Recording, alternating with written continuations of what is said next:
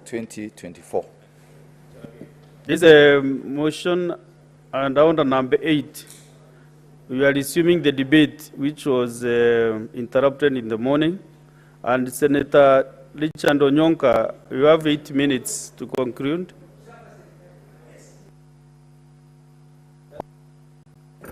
Thank you, Mr. Speaker. I want to thank you for giving me this opportunity again to continue with the debate we are having this morning. We were basically discussing the mediated version of the revenue bill. Mr. Speaker, I had actually nearly finished my conversation, but there were about 3 points I wanted to raise. And I wanted to plead with my colleagues in this House. Mr. Speaker, this country is not poor. For all intents and purposes, if you look at the budget we have, it is actually a budget that can run itself. The amount of money that county governments are getting, if you look at the total amount for the last 10 years, from the auditor, the controller budgets reports, and the Auditor General, the amount has been about 1.6 trillion shillings that has gone to the villages, Mr. Speaker, presumably. But during this time, this is when again the disease that we suffer from as a people, where we consider that personal success is really the driver behind the change that we need in Africa, or when we continue to think that we need to solve the problems we have and we think outsiders are going to solve those problems for us. Mr. Speaker, the amount of money that governors have received in the last 10 years since the promulgation of the Constitution has been money that by now would actually have made Kenya a very successful, developed African country.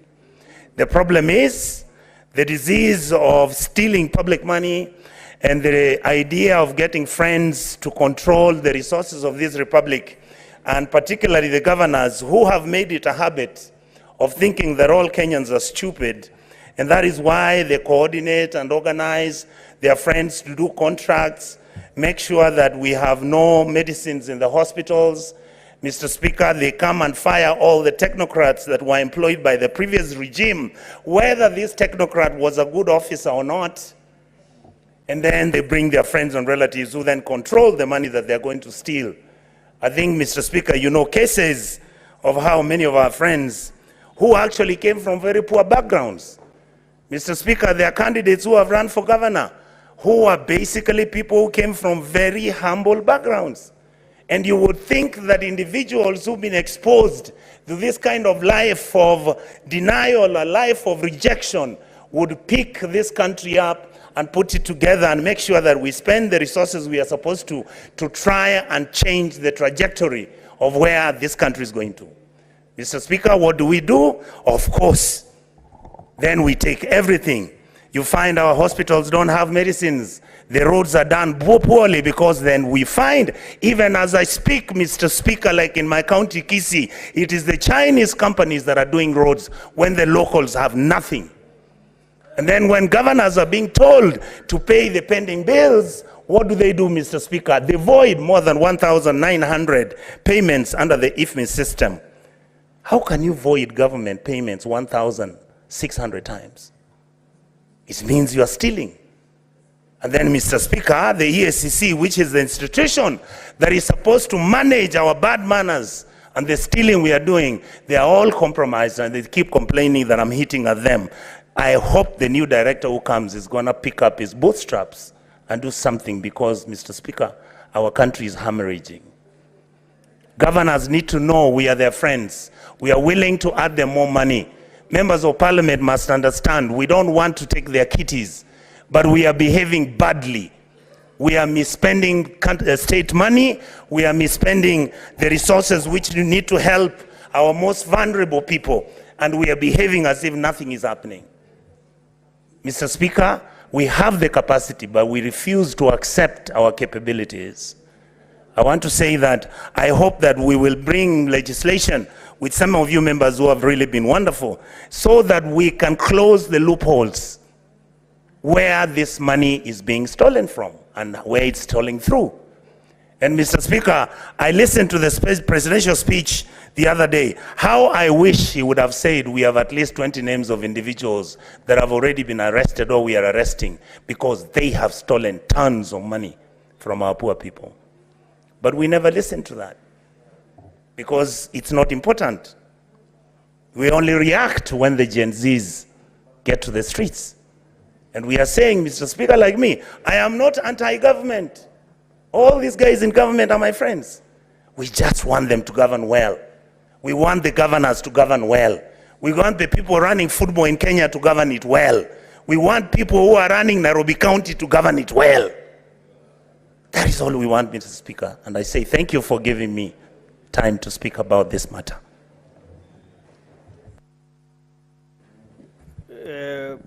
On my screen, I can see some of the senators who contributed in the morning, like Senator Chalagay. Did you contribute? You are? Senator Mwinyi Mohamed? Asante Mheshimiwa Spika mimi kunipa fursa hii pia kuongeza kauli yangu kuunga mkono ripoti ya uwiano kuhusiana na sheria ya ugawaji wa pesa. Mheshimiwa Spika, hii ni mara ya pili tumeweza kuleta ripoti ya uwiano kuhusiana na masuala ya sheria ya ugawaji wa pesa kati ya serikali kuu na serikali za kaunti. Hapo awali Mheshimiwa Spika, tulileta uwiano ambapo tulikubaliana kwamba pesa ambazo zinastahili kwenda kwa kaunti ni shilingi bilioni 400.1. Mheshimiwa Spika, ripoti pia imesema kuwa tumeweza kukubaliana kwamba shilingi bilioni 387 ziende katika kaunti zetu. Na hii ilitokamana kwa sababu mswada wa fedha wa mwaka 2000. Mheshimiwa Spika, kuna masuala ya alamu hapa na sijui kama yahusiana na Senate ama Okay. Lea malizia. Asante Mheshimiwa Spika. Ilikuwa alamu inachamka hapa. Kwa hivyo Mheshimiwa Spika, ni kuwa pesa zimepunguzwa tena mpaka shilingi bilioni 387 kwa sababu ya kuondolewa kwa mswada wa fedha wa mwaka 2024 kutokana na maandamano ya Gen Z na mambo mengine. Mheshimiwa Spika, la msingi hapa ni kuwa lazima pia kaunti zetu zijue kwamba fedha kutoka kwa serikali zinakwenda zikipungua. Japokuwa fedha zinaongezeka kwa kiwango, kwa mfano tumeongeza mwaka huu bilioni 2, lakini tukiangalia katika masuala ya asilimia, zile pesa ambazo zilitoka katika serikali kuu kuja kwa kaunti mwaka 2013 mpaka sasa zinateremka chini. Hii ya sasa nafikiri ni asilimia 13 ama 15 ambaye zile pesa ambazo kutoka mwanzo ziliweza kutolewa. Kwa hiyo Mheshimiwa Spika, ipo haja ya kaunti zetu kujaribu kuingia mifukoni wao wenyewe, waokote zile pesa ambazo natakana kuokota. Kama ni masuala ya kuleta mifumo ya kiteknolojia ya kuweza kukusanya pesa, ifanyike hivyo ili pesa zinazokusanywa katika kaunti Mheshimiwa Spika ziwe zinajulikana na vile vile pia zinatumika kwa yale matumizi ambayo yatasaidia maendeleo katika kaunti zetu. Mheshimiwa Spika, haiwezekani mpaka hivi sasa kaunti nyingine bado zinaokota pesa kwa mkono. Mtu anatoka asubuhi na vitabu 10 akiregesha labda vitabu 2, pesa ambazo amekusanya hazijulikani na wala hazifanyiwi hisabu na haziingii katika hesabu za auditor mwisho wa mwaka. Kwa Mheshimiwa Spika, lazima katika ile tunaita on source revenue, kaunti zetu lazima zijitahidi ili ziweze kukusanya hizi pesa. Tukiangalia kama kaunti ya Nairobi Mheshimiwa Spika, yatarajiwa kukusanya zaidi ya bilioni 60, lakini mpaka sasa wako katika bilioni 12, 13. Mombasa wana uwezo wa kukusanya bilioni 10, lakini mpaka sasa tuko katika bilioni 5, nusu ya uwezo wake Mheshimiwa Spika. Kwa hivyo ipo haja Mheshimiwa Spika, kaunti zetu sio kila mwaka wapige kelele pesa zinazokuja kutoka serikali kuu ni kidogo. Wao wenyewe wanafanya nini katika kukusanya hizi fedha? Hizi pesa zikishafika kwao wanafanya nini kuleta maendeleo Mheshimiwa Spika? Tukiangalia hospitali hazina madaktari wa kutosha, wafanyaji kazi wa kutosha, katika masoko pia hakuna. Kwa hivyo Mheshimiwa Spika, ni lazima kaunti zetu pia zijitahidi. Isiwe kwamba lawama kila siku zinakwenda kwa serikali. Ndio lazima tulaumu serikali kuu kwa sababu wao ndio wenye mfuko mkubwa, lakini kaunti zetu pia lazima zijitahidi. Kwa hiyo mimi Mheshimiwa Spika, naunga mkono ripoti hii. Thank you, Senator Faki. Honorable Senators, I would like to acknowledge the presence in the Speaker's gallery this afternoon, a visiting delegation from the Unite Parliamentary Networks for Global Health and UNITAD. The delegation is taking a courtesy call to the Senate to discuss how Unite can continue to collaborate with and support Kenyan legislators as global champions. Honorable Senators, I request that each member of the delegation rises when called so that they may be acknowledged in the Senate tradition. 1, Ambassador Gunnar Andreas Holm, Norwegian Ambassador to Kenya. Mr. Abdukalim Ibrahim, Africa Regional Coordinator, United Parliamentarians Network for Global Health. Mr. Cynthia Oliveira Dantas, Partnerships and Resource Mobilization Officer, UNITAD. Mr. Matthew Black, Country Engagement Manager, UNITAD. Mr. Chiko Sanguila, Program Officer, UNITAD. Mr. Rui Dagama, Interim Board Member. Honorable Denita Gatti, former member, National Assembly of Kenya. Oh, yeah. Denita, I served with her in the tour of the Parliament. Karibu Senate. Honorable Sevinuk Stentrand, Member of Parliament, Norway. Honorable Federica Onoli, Member of Parliament, Italy. And Honorable Jean Francois Baye, former Member of Parliament, France. And this great team is accompanied by partners of United Parliamentary Networks for Global Health and UNITAD, who are actually 13 numbers. We recognize your presence in the Senate. So, Honorable Senators, on behalf of the Senate and on my own behalf, I extend a warm welcome to the delegation and wish them a productive visit and fruitful discussions on the vital work of advancing global health, particularly in collaboration with the Kenyan lawmakers. I thank you.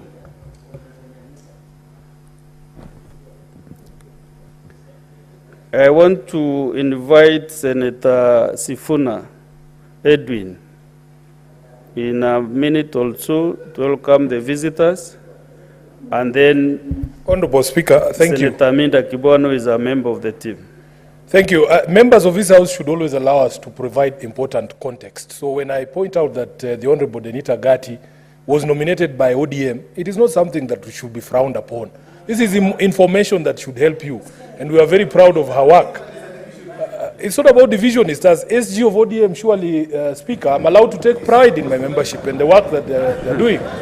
So, Honorable Speaker, No, on behalf of the minority side that sit on your right as a delegation, I want to take this opportunity to welcome all of you into this House. As you can probably tell, there are a few hecklers around and we have to contend with them. But we will do our best to be able to express ourselves when we are standing here. It is a very difficult environment. I am being alerted, Honorable Speaker, to the presence of the Honorable Mark Nyamita, the Member of Parliament for Uriri, elected on ODM party.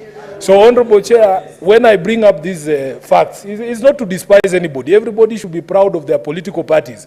If you're having wrangles in your home, don't begrudge us who are happy in our house, Honorable Speaker. So I take this opportunity to welcome you. Welcome the guests, and that will be enough. I take this opportunity to welcome the entire delegation to this House, and I am sure that the members that I have mentioned, specifically the two members, Honorable Denita and Honorable Mark Nyamita, will be able to treat the members of the entire delegation in the fashion in which we have directed as a party when we are hosting guests. I thank you, Honorable Speaker. Senator Minda Kibono. Thank you, Mr. Speaker. I think I'm going to echo my SG.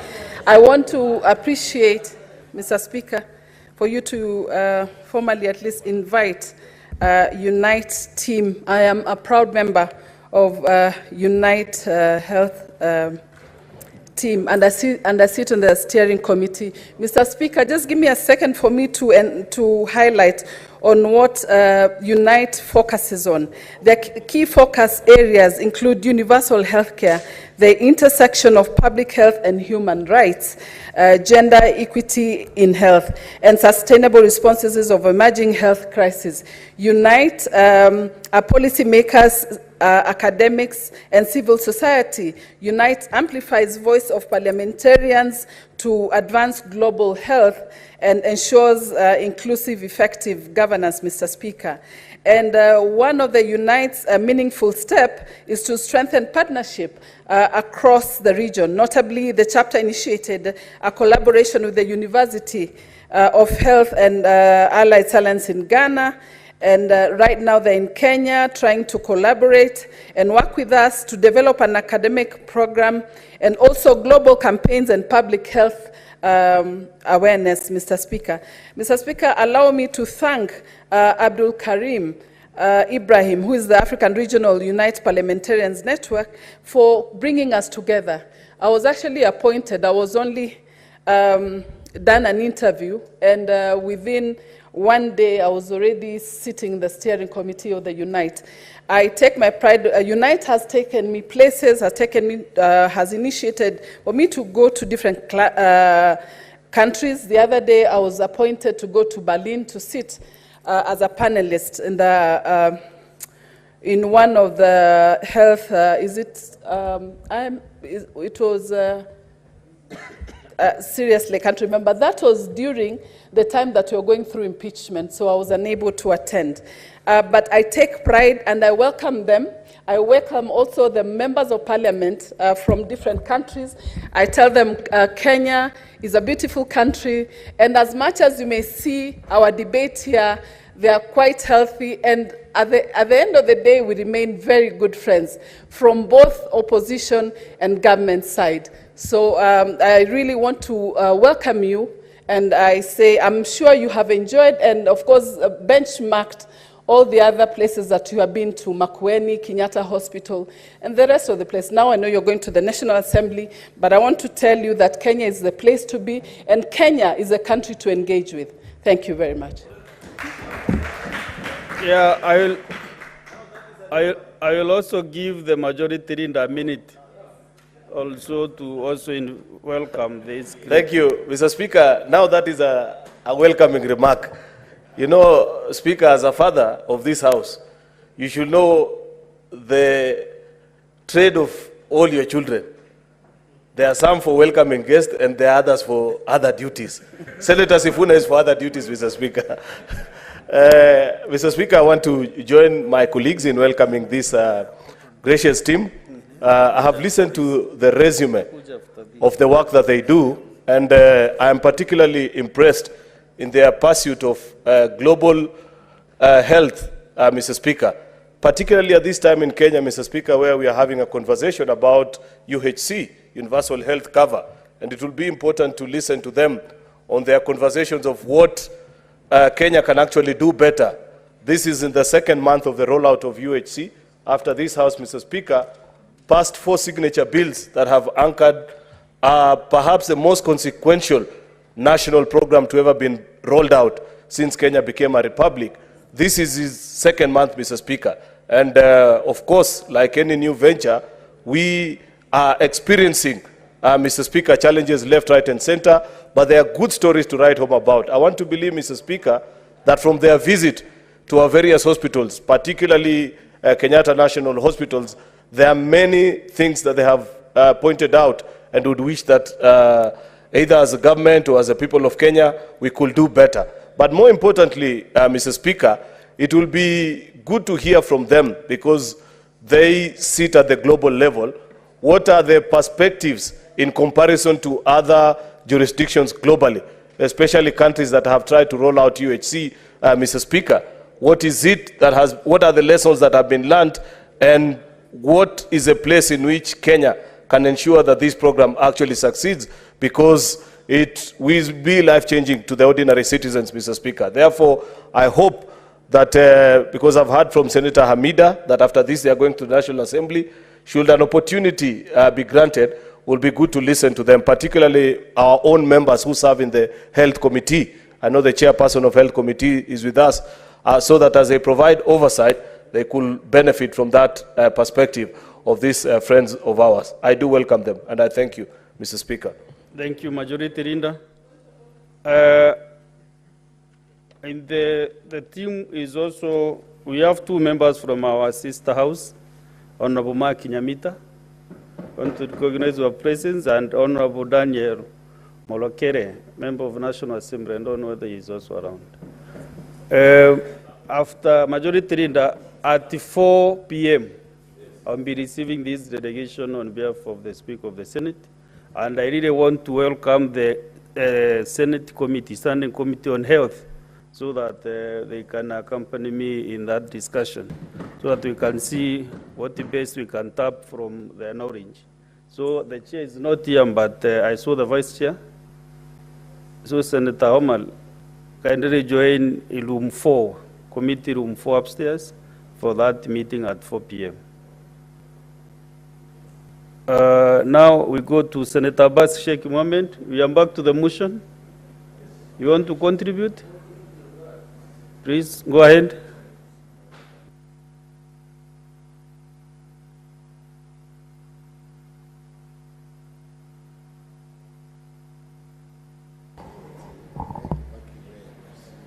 Thank you, Honorable Speaker.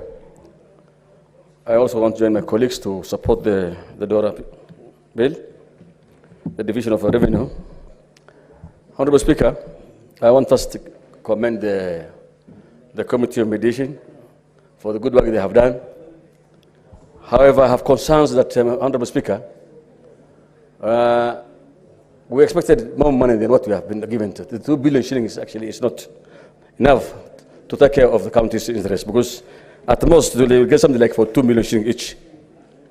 And there's so much to, this country, the larger population is actually the counties. Most of the Kenyans are receiving services from the counties. What we have at the national level is actually policy issues. But of course, the actual work, all the social economic issues are supposed to take place in the counties. And the way the counties actually funds is being treated is actually so, they've been very hurting. That every time when there's a budget to be made, there's issues of mediations and all these things. And I think we need to look into this issue and look into the bills, the acts that governs these issues, and this should be done once and for all. I also suggest that all funds, all preparation of budget bills, the making of the county bills, the county financial issues shall first come through the Senate. And it's only after that that we can be able to take these things to the National Assembly, so that they can be able to allocate the necessary bills. Honorable Speaker, this business of delaying the appropriation of the bills, the approval of the bills of finance is actually causing a lot of delay. Counties are paying a lot of wage bills. They are paying for services, the medical services, issues. They are paying for other services like water. And the more we keep delaying, the counties actually are incurring a lot of things, a lot of pending bills. And they have inherited already some pending bills that need to be paid. Some of them are actually been taken to court of late. One other thing is actually we need to be strictly following the law. That the 15%, every time the counties are not even getting the 15%, they get less than the 15%. Honorable Speaker, one other thing is that despite the seepage taking place in the counties, the corruption in the counties is not only in the counties. Corruption is actually everywhere in this country. In every institution, corruption is there. So it's a high time that we shall be able to institute a very serious measures against the corrupt people who are actually trying to steal money, steal properties of public properties, and therefore it's always I hear, oh, the county has a lot of corruption, but the corruption has emanated from high levels, and therefore the best thing is, and I say it many times, we need to strengthen our institutions of oversight. For the other institutions like the Anti-Corruption Commission, the Senate, and the DPP, the OPP, the DICs, these people should be strengthened. So at least we will be able to cap this business of stealing money left and right. One other thing, Honorable Speaker, I think the Senate should also take its own responsibilities to do a proper oversight. But the problem is that you bring somebody, a governor, you bring the committees, the money is not even adding up. But honestly, from there, the Senate has no authority. And therefore, I think we need also to review those oversight roles for the Senate. With those few remarks, I support the bill, Honorable Speaker. Senator Julius Mulgo.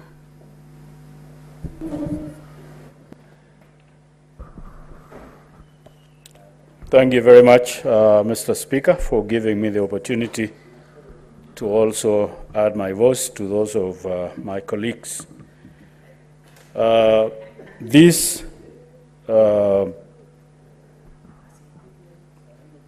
issue of division of revenue is something that is a big debate between the houses, and big debate in the minds of many because of what they see happening on the ground.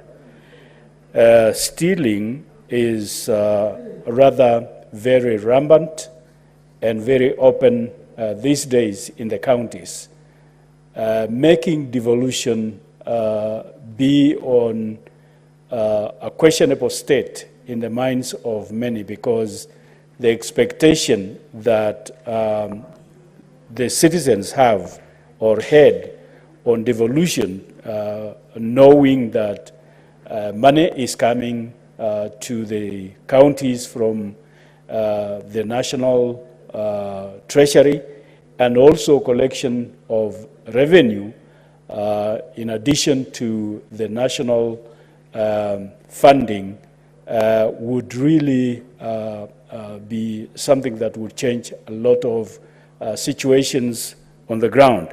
But stealing or corruption that is practiced by governors and those operatives in the counties are just making it, putting devolution in such a state that is being questioned a lot.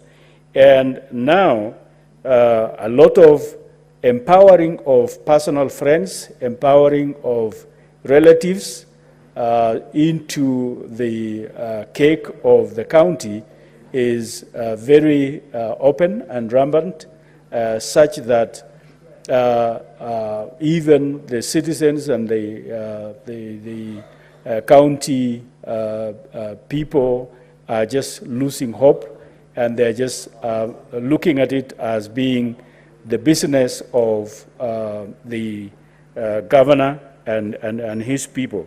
And then there is also a lot of biasness in employment and placements that is being practiced by government, such that the citizens in counties are losing hope because it is like this is a private company by government, and therefore the citizens are kind of losing hope, and the expectations that they had were really being discouraged, and they are losing a lot of faith in the governor and team that is in the county. And then also, when it comes to companies that are working on roads and in buildings and many other activities that are going on in the counties, you find that the governors are paying companies that are associated to them, either companies of relatives or their own companies, that they register in names that are not obviously showing that they are the owners or the ones running them. And those companies become the ones that are priority when it comes to payments. They first pay themselves. And they are not few companies. They are not one or two or three. They are 20s and 50s and 100s and even up to 300 for some of the places. And so this just drains whatever money that there is for bills that are supposed to be paid and spread to other companies, so that there is spreading of money and there is also circulation of money among other companies, and therefore at the end of the day among many other maybe people that run businesses here and there, because if the money is spread, everybody will benefit. There will be people that will buy vegetable, there will be people that will buy sugar, there will be people that will pay others for working on their lands and working on their settings here and there. And therefore, a county becomes a county that, money is spreading to everybody. But this is not happening because companies are just made, or payments are made to those companies that are associated with the governors. And also running counties like it is their own private companies, because people are just intimidated so that the governor is not criticized, or those who are working with the governor become lords and become people that are pushing authority over the people, and the people are cowed because this is a person that is working with the governor, and this is the governor, and therefore they just make the governing of the county become like a private company that belongs to an individual or certain individual, and therefore become untouchable. Revenue collection is also not up to where it's supposed to be in most of our counties, because there is a lot of stealing. If the boss is stealing, and those who are collecting the revenue know that this belongs to the boss, and therefore they will go ahead and help themselves and steal from the first stage of collection, and therefore at the end of the day everybody will steal it because they have seen the governor stealing it. So that leaves development in a devastating situation. You talk of roads that are impassable in most of the places, and you talk of health that is really frustrated. The doctors and the nurses and everybody that is supposed to be working and contributing to well-running of health facilities and health activities are just disappointed, they are discouraged and demoralized. So that brings down the levels of services of health, and therefore a lot of people are losing lives, and situations that would be helped health-wise are just running out of hand because the governors are not running the hospitals like they should, so that it helps the people. And then also something that governors are running away, or counties are running away from ECDE, which is devolved, and it is the work of the governors.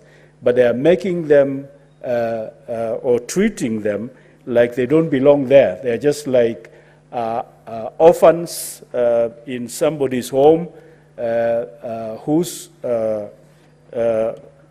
children are there, and therefore looking at these orphans with an unfair eye. And so ECDE really don't know where they belong. They don't know where they are supposed to be because the governors are not treating them with regard, with the treatment they should be receiving, because that is where they belong. And therefore, something really needs to happen so that the counties are made to be responsible for ECDE. And then governors allege that they are not paid, there is no funding. That may be true in some of the months, but not all the months, because the CS Finance reported recently that funding has come up to October, and therefore what is owed to the counties is this month of November. And therefore there should be change, there should be movements because funding is already there or has been happening, and therefore activities that are supposed to be on and active should be on, but the government are in denial. But as they do that, they are busy building and buying for their own selves.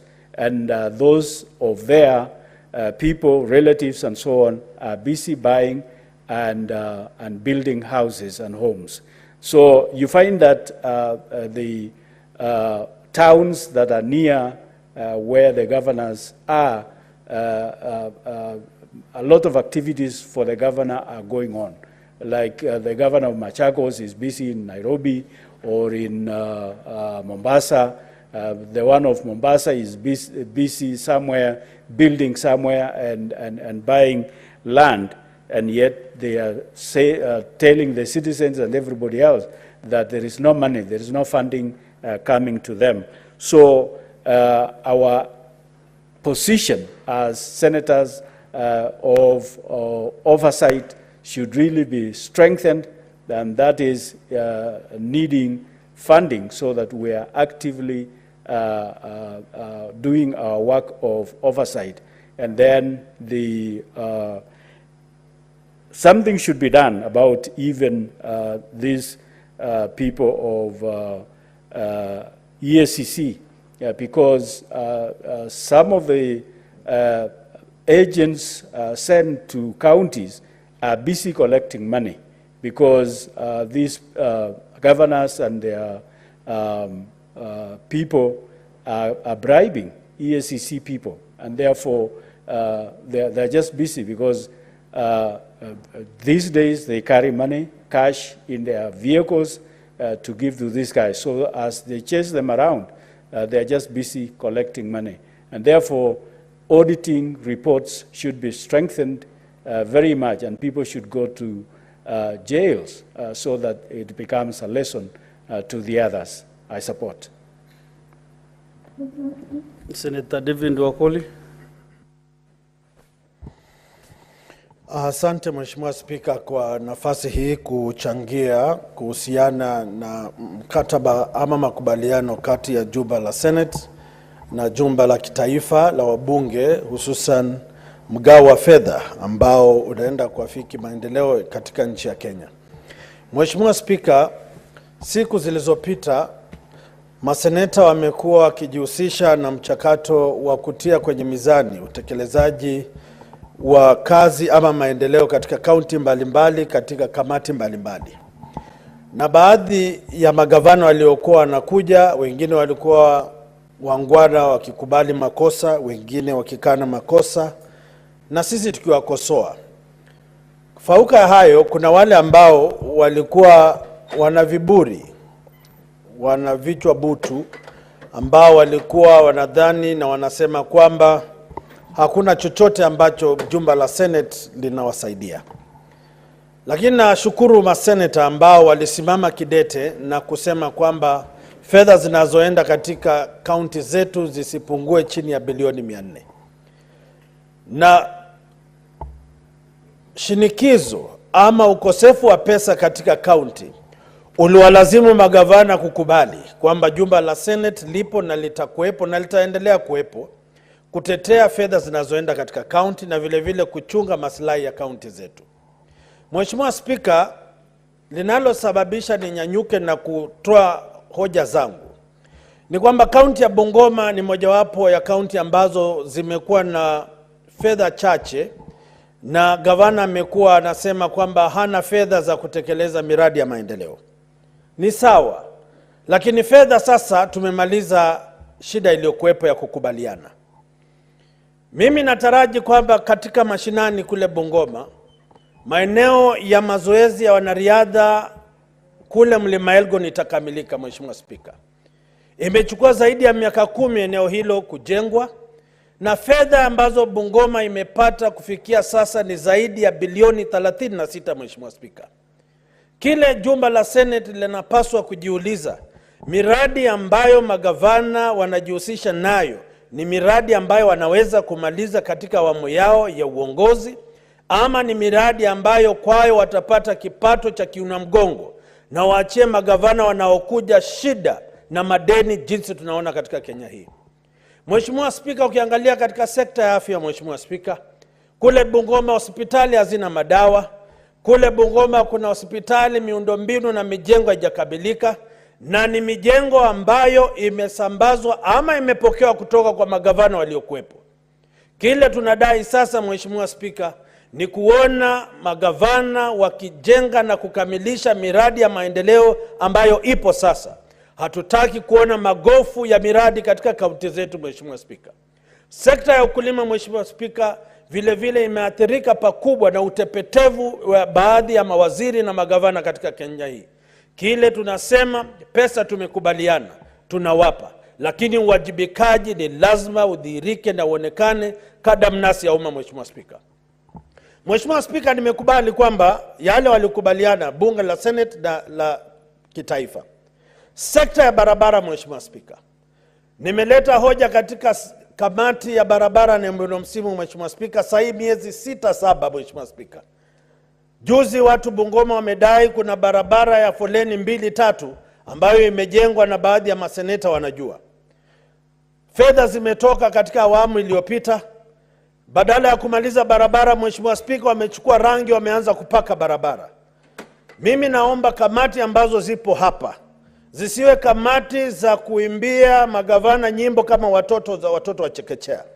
Lazima magavana wajibike na kazi ionekane imetendeka na malipo yanayotolewa yaonekane yametolewa kwa haki. Mheshimiwa Spika, na mimi nataraji kwamba tunaposonga mbele, Mheshimiwa Spika, tutaweza kupewa nguvu na uwezo unaostahili, kwa sababu hata sisi maseneta tumekuwa kama makachero katika benki kuu ya nchi ya Kenya, ambao kile tunacho ni Biblia na rozari. Mheshimiwa Spika, tukiwaona wezi, Mheshimiwa Spika, tunasema kama Mungu alipanga iwe na iwe. Mheshimiwa, hafla kama hiyo ama maombi kama haya hayapaswi kuwa ya maseneta. Mheshimiwa Spika, sisi inatakana tukiona mwizi, tukiona nia yake, tunapambana naye mapema. Mheshimiwa Spika, sasa mimi naomba kwamba tunapomaliza mchakato huu, fedha ziende sambamba katika kaunti zetu, na sisi tuandame hizo fedha, tuhakikishe zinafanya kazi, tuhakikishe magavana wanafanya kazi, tuhakikishe wanakandarasi mashinani wanapewa nafasi,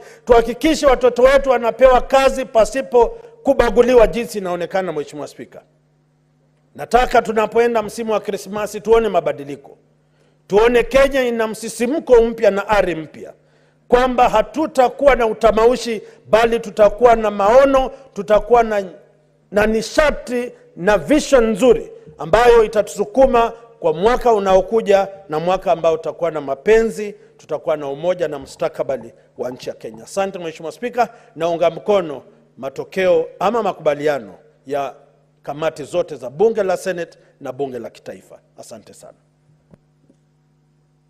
Senator Dulo Aldan Fatuma.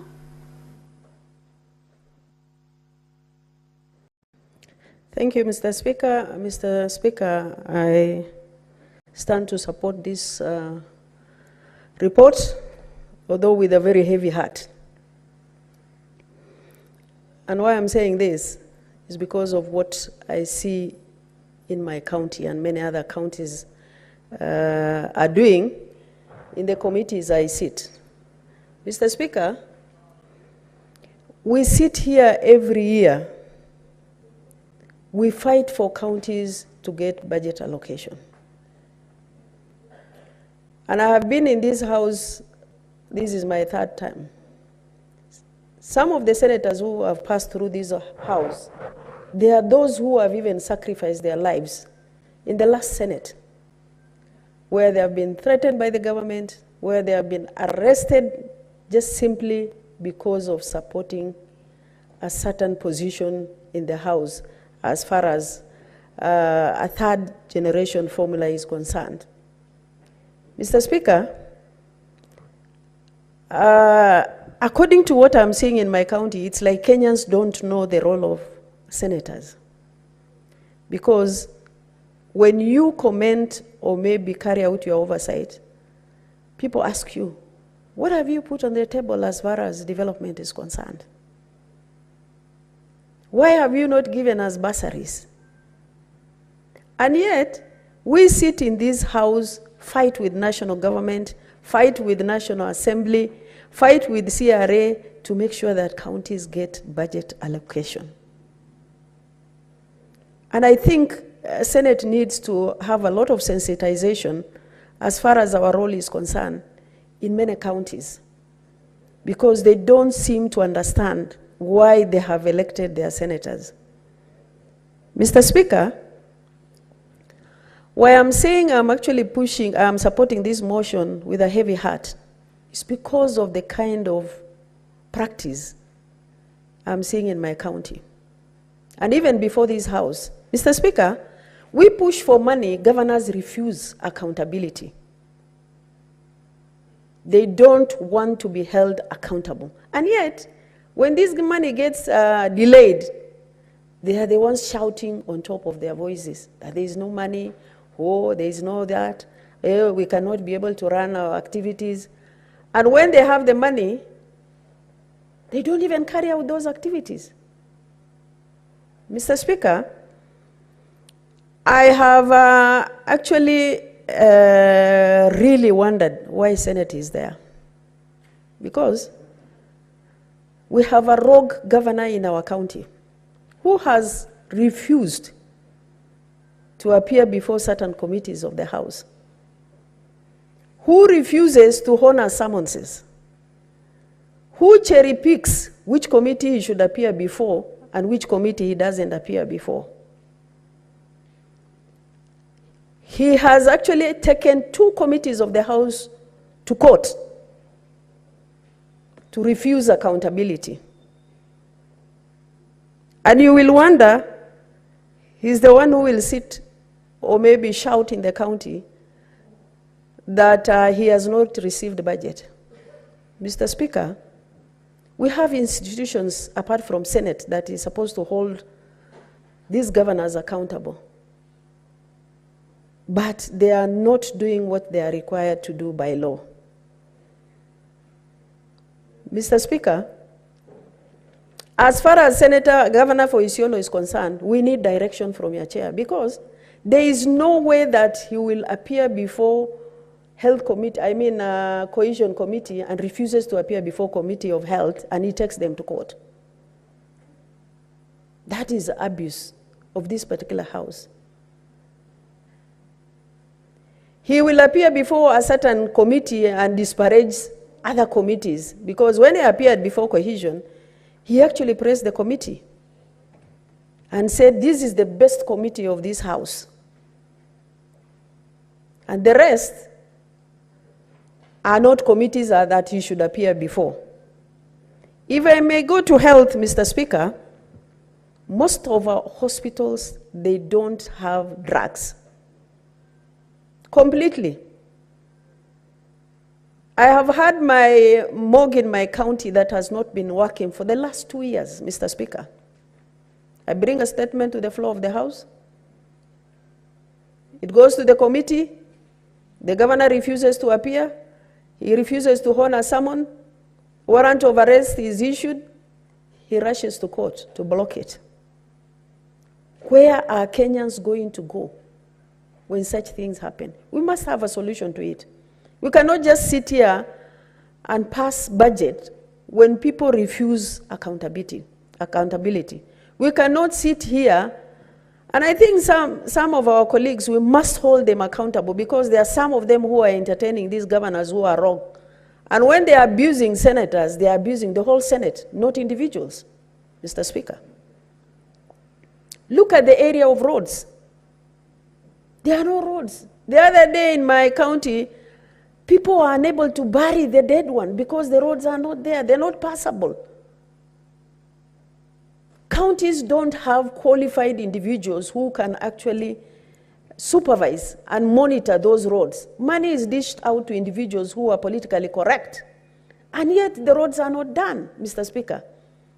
In their reports, they will say that we have done ABCD roads. And when you go on the ground, those roads are not there. What is the role of the Auditor General?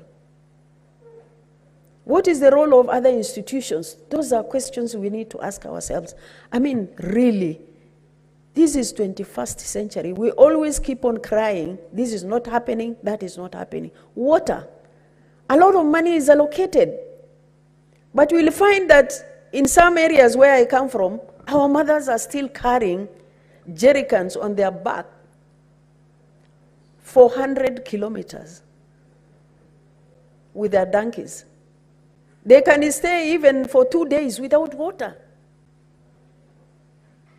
And yet there is budget allocated, Mr. Speaker. There are some who do even double allocation on budget, where donors have actually sunk boreholes or provided water. And nobody is holding them accountable, Mr. Speaker. Revenue. You will see, Mr. Speaker, most of the counties, they are still on manual. Intentionally, governors have refused to have automated their revenue. It's going into people's pocket. We cry here, we don't have money. We fight with National Assembly every time that they should increase budget allocation when county is refusing to automate their revenue collection. And that is what should have actually supplemented the national budget allocation, Mr. Speaker. Mr. Speaker, there are counties where you can imagine wage bill. For a county like Isiolo, the wage bill is at 50 right now, and they keep on actually recruiting people.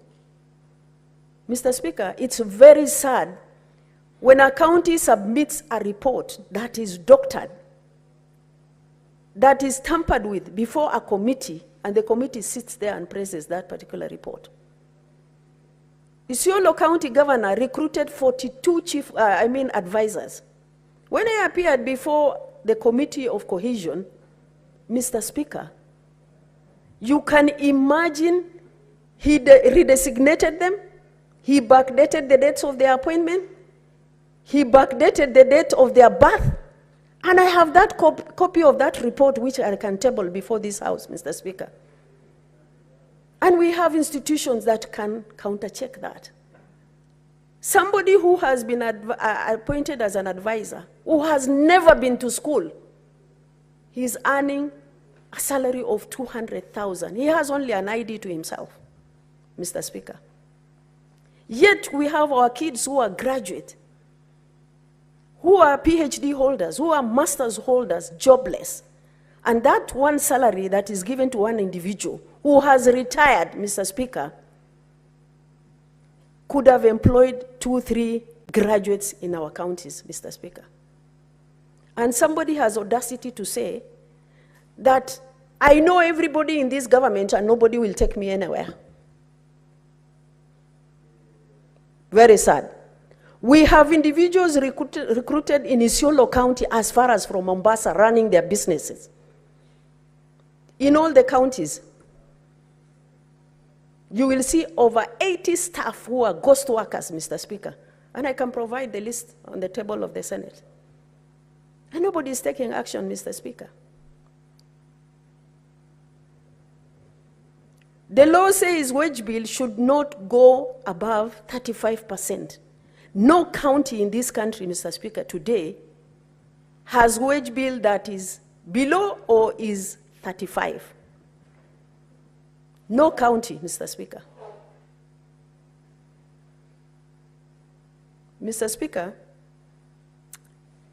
let me not pour a lot of the challenges I face in my county and many counties that I've actually seen, because you will see even the Auditor General's report. In some of the counties, Auditor General report does not capture development projects where millions and billions are losing, Mr. Speaker.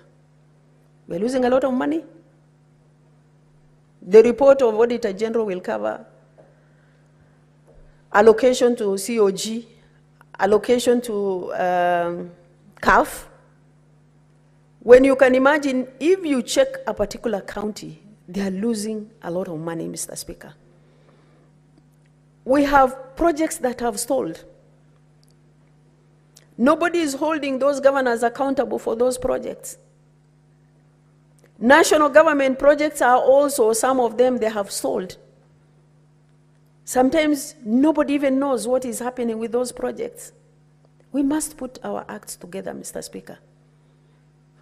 ECD is a responsibility of county government, Mr. Speaker. This afternoon, there was a teacher from Isiolo who called me, and she told me, in their pay slip, they are being called clerical officers when they are teachers. Mr. Speaker, the title they are given by the county is they are clerical officers. Their salary is actually, the NHIF is deducted, loan is deducted, the subscription to certain institutions are deducted, but it's not remitted. And today they cannot walk to any financial institutions to get any loan. Some of them, their facilities, or rather their properties, are auctioned, Mr. Speaker. We keep on recruiting ECD teachers just to satisfy our political ambitions. And the teachers don't even have classes. I know there are so many schools in my county where kids are still learning under trees. This century, trees, where a classroom can be built even with 1.5 million. When a county like Isiolo is actually receiving 5.6 billion almost per year. It's very sad. The school feeding program that is allocated to them is supplemented for something else. And these are kids who cannot afford even one meal in their homes. And that is the purpose of school feeding program, where they encourage those kids to come to schools. Mr. Speaker, counties are supposed to establish legislations that govern certain funds, PWD funds, youth funds, and women funds. Most of those counties, they have not actually operationalized those funds. And yet, they keep on utilizing money for those purposes. And nobody is holding them accountable. Like for Northern Kenya, a lot of money is spent under emergency and special program, Mr. Speaker. Millions and millions of money in the name of drought, in the name of emergency, and that money is not helping anybody. If there is a drought, maybe they provide 1 or 2 lorries of maize meal. That will cost 200, 300 million. Nobody looks into it, Mr. Speaker. Mr. Speaker, we need to bring on board those institutions that are supposed to hold those governors or the counties accountable. It's unacceptable. This is almost 13 years in devolution. We have nothing to show for. And some of the counties, I think we are better off when we were in the national government or under the national government, Mr. Speaker. I will support because of the interest of my people. But if it were for these governors who are actually playing rogue, corrupt, I would not have supported. I thank you. Honorable Senators, I would like to acknowledge the presence in the Speaker's gallery this afternoon, 8 officers from the county assemblies of Wajir and Garissa. The officers are undertaking a capacity building program on coaching and mentoring in leadership at the Center of Parliamentary Studies, CPST, County House Campus. Honorable Senators, on behalf of the Senate and on my own behalf, I extend a warm welcome and wish them a fruitful visit. I thank you.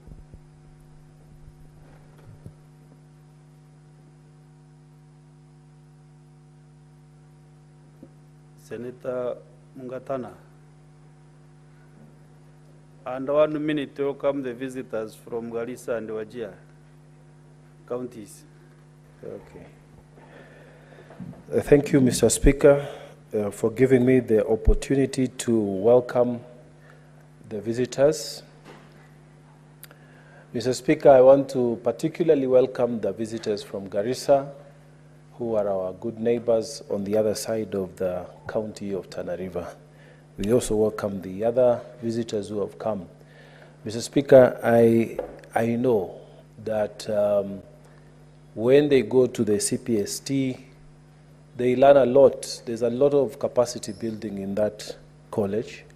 And we believe, Mr. Speaker, that the time that they will spend here in Nairobi with us, they will come back better leaders and more equipped to serve the specific counties where they come from. Mr. Speaker, I welcome them. Thank you, Mr. Speaker. So we are back to the motion, last but not the least, Senator Wambua Eno.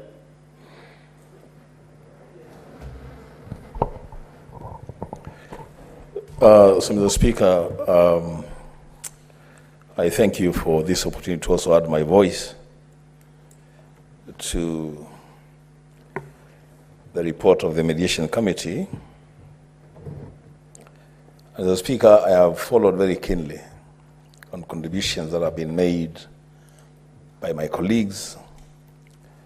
I've also taken time to peruse the report. Speaker, it is true that we are living in difficult times economically. That we must acknowledge, all of us. And that is, Speaker, it is also true that our counties are seriously suffering.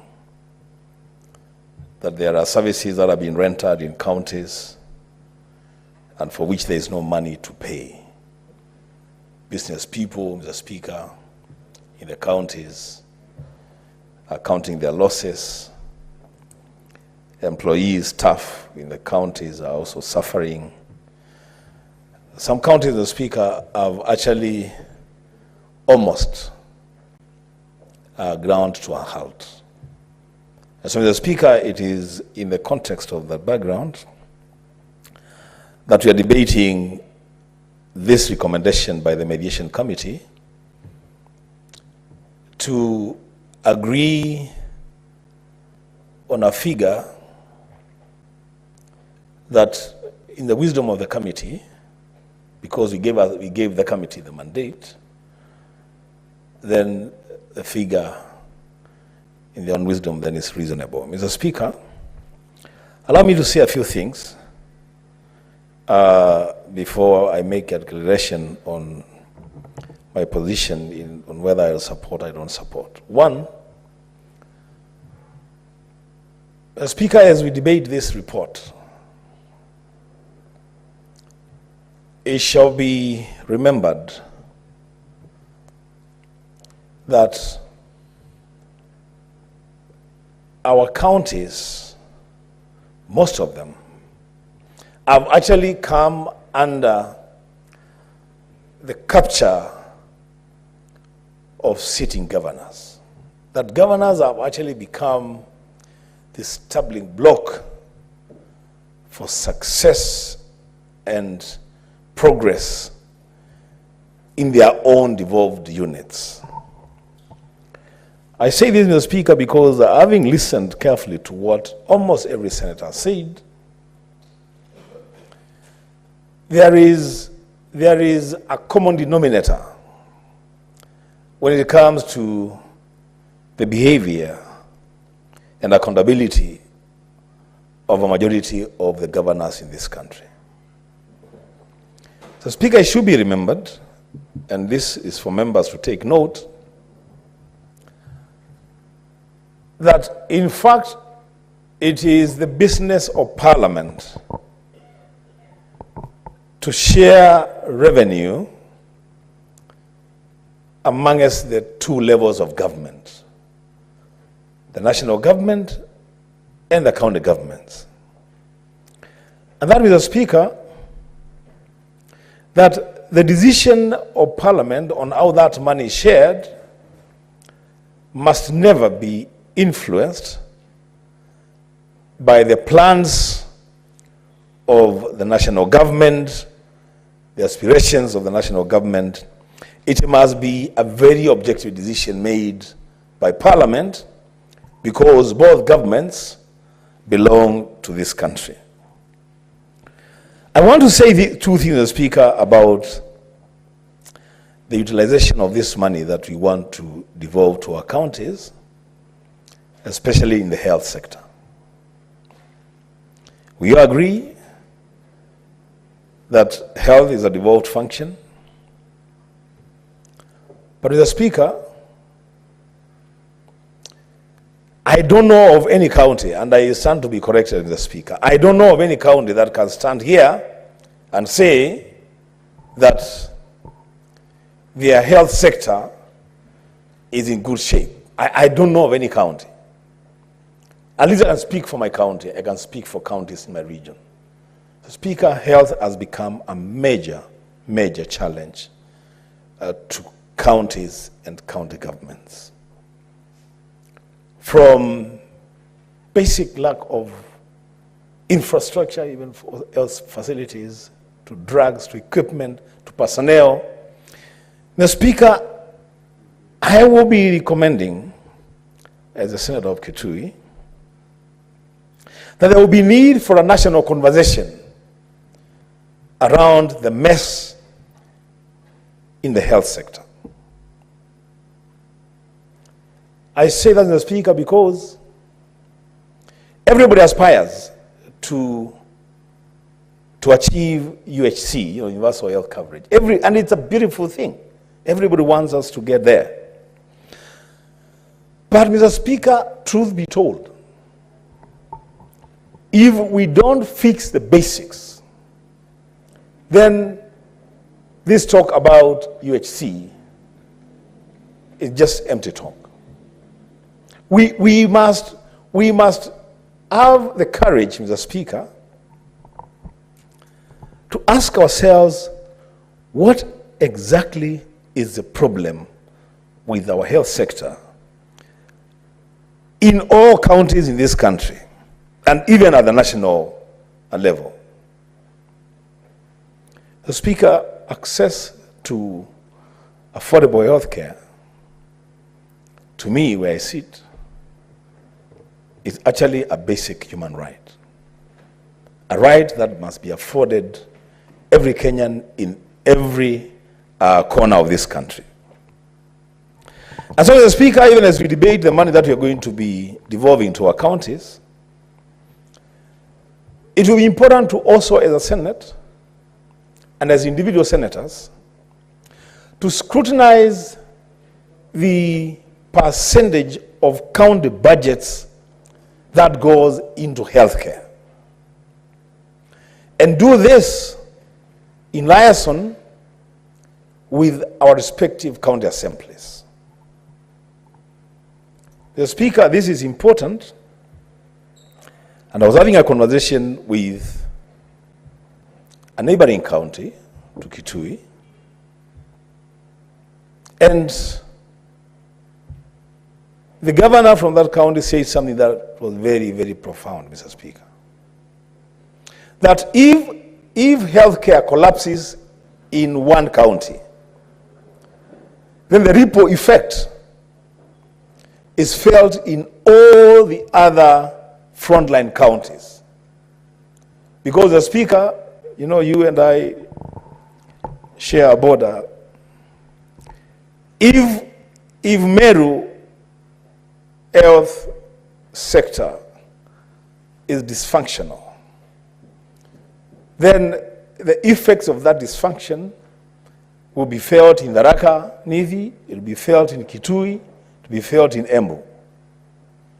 The Speaker, concerted efforts must be made to ensure the success of the health sector in our counties. And there is no magic to it, Mr. Speaker. The only way of doing this is to make sure that governors and their governments allocate sufficient resources, and those resources are properly used to roll out programs in the health sector.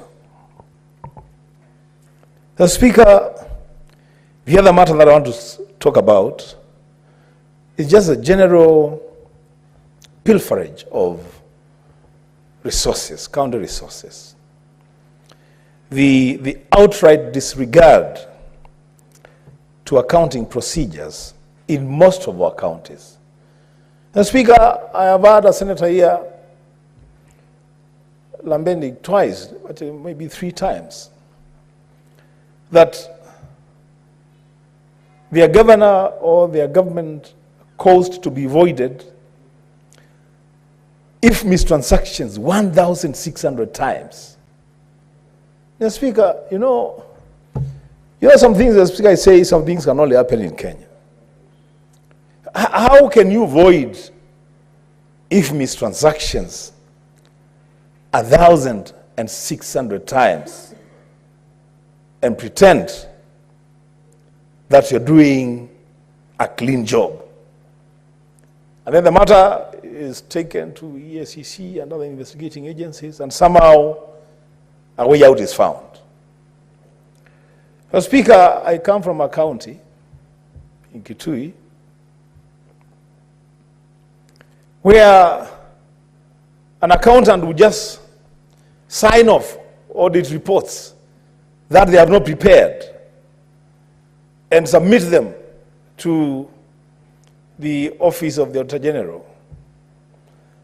And when mistakes and outright evidence of theft is detected, they simply say, we did not prepare those reports. Somebody else prepared, we were asked to sign, because the person who prepared is not authorized to sign. Mr. Speaker, you know, there is a casualness in handling of county resources that must be stopped. Mr. Speaker, our governors must know, if they don't know, they must know that they don't own the counties in which they serve. That they are actually just stewards of public resources. And that it is expected of them to be vigilant and act responsibly, Mr. Speaker, in the management of those resources. The Speaker, I say this knowing pretty well that the framers of our Constitution and the concept of devolution, there was, Mr. Speaker, an intention on the part of the framers of the Constitution that, Mr. Speaker, the issue of resources is supposed to be organized in such a way that county governments must not perpetually just rely on disbursements from the National Exchequer. That they should look for revenue streams within their counties without necessarily, Mr. Speaker, overburdening the local communities, but to raise sufficient funds to be able to carry out basic functions. But Mr. Speaker, the concern that I have, and I'm very sure it is the concern of a lot of other senators here, is that instead of using own source revenue streams, Mr. Speaker, to enrich county revenue, to carry out basic county functions, a lot of these governments, Mr. Speaker, are using own source revenue streams as avenues for self-enrichment. Mr. Speaker, I come from a rain deficit region, an arid and semi-arid area, Mr. Speaker. A region that we don't grow coffee or tea or any other known cash crop. But Mr. Speaker, I come from a region that is rich in other resources that bring revenue to a county. We have the best river sand from the region where I come from. Mr. Speaker, I would dare say, though I don't have the facts, but I would dare say that perhaps a big percentage of the construction that takes place in the Nairobi City County, the river sand used, comes from Ukambani. And Mr. Speaker, it doesn't come cheap, it is expensive. But Mr. Speaker, governors have used river sand harvesting as a way of enriching themselves and their cronies at the expense of the communities around which the sand is harvested, at the expense, Mr. Speaker, of the county revenues of Kitui and the region. Mr. Speaker, I want to say this, that as the Bible says, the time has come and now is, Mr. Speaker. I want to say, as the Senator of Kitui County, I think that time has come. That we will no longer sit back, Mr. Speaker, and watch our resources being plundered for self-enrichment. We will not sit back, Mr. Speaker, and watch as our riverbeds, Mr. Speaker, are being turned into barren bedrocks, Mr. Speaker. We shall not watch, Mr. Speaker, and see as people neighboring rivers where the sand is being harvested are impoverished day in, day out, and some people, a few people, Mr. Speaker, are just lining their pockets. Mr. Speaker, this must stop. The other issue, Mr. Speaker, is the issue of charcoal burning. Mr. Speaker, when I was growing up, we used to have significantly almost sufficient forest cover in the mountains and the hills around Kitui. Today, Mr. Speaker, much of that forest cover has been cut down completely, Mr. Speaker. People are burning charcoal and selling to urban centers. We are precipitating the process of turning our region into a desert. And the people that do this, they do it, Mr. Speaker, with their interests, purely with their interests at heart, without caring a thing about the present and future generations' ability to benefit from those resources. The Speaker, as we send money to counties, for them to be able to carry out functions under devolution.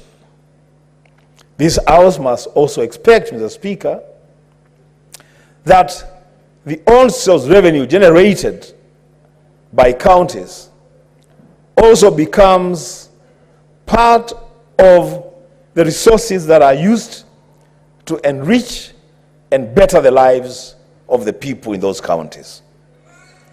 Mr. Speaker, as I conclude, governors must also become a little bit more innovative.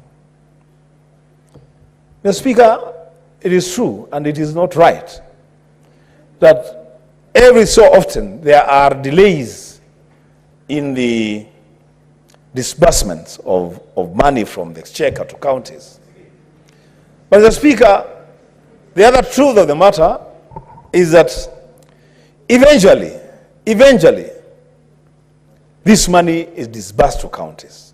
And this money is disbursed into banks, commercial banks.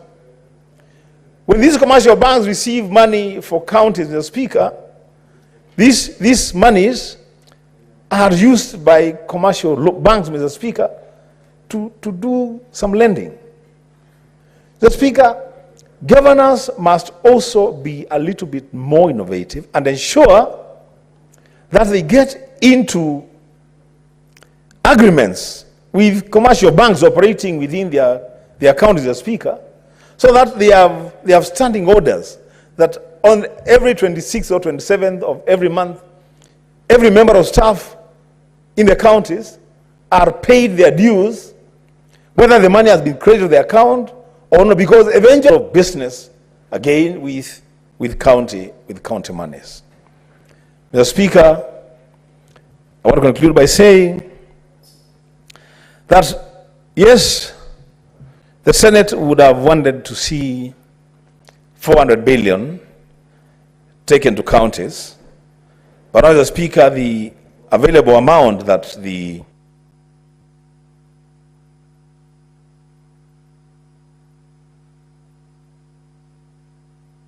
Give him 1 minute. Speaker. Thank you, Mr. Speaker. The rights were already very systematic in warning you on your timing. Mr. Speaker, but the trail of thought was also doing other things in me. So let me just conclude by saying that, yes, Mr. Speaker, we would have wanted to see 400 billion going to counties. I see now the committee has agreed on 387 billion as equitable share and another additional 8 billion going into counties, Mr. Speaker. And so, Mr. Speaker, because this is a mediated version of the bill, and the report requests us, Mr. Speaker, to support that money to go to counties.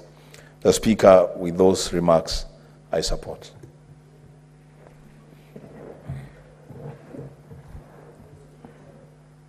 You know, this screen of mine is funny.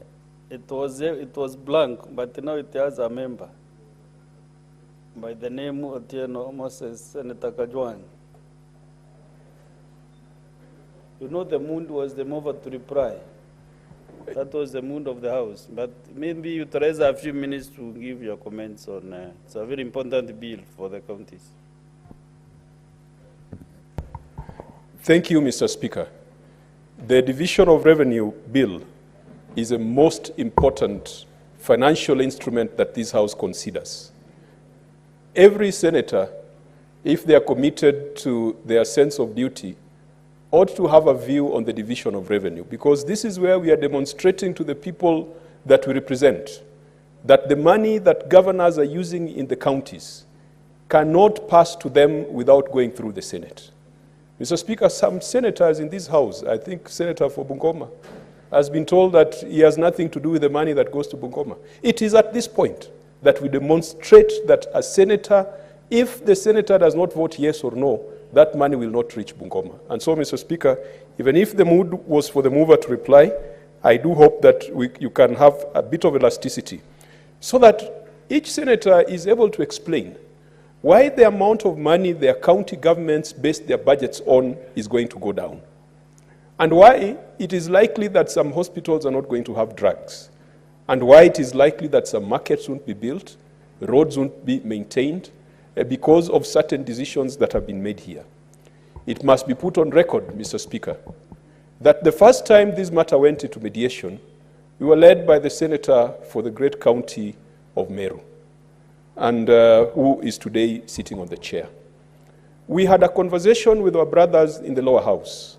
We had a very scientific approach, and we were able to convince them that the right amount of money that should go to county government should not go below 400 billion. We wanted more, but we were able to convince our brothers to settle on 401 billion. And it was not voodoo. It was scientific. We could account for where every single additional shilling was going into.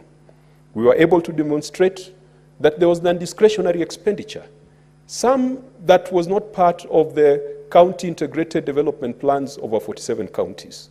One such was a county aggregation and industrial parks, where each county was required to commit 250 million, and the national government would commit a similar amount. It was not the priority of all the counties. Of course, it is a very good idea, but even good ideas need to be prioritized. We had the community health professionals who had been put in place pursuant to the Primary Healthcare Act, which this House passed while sitting in Turkana.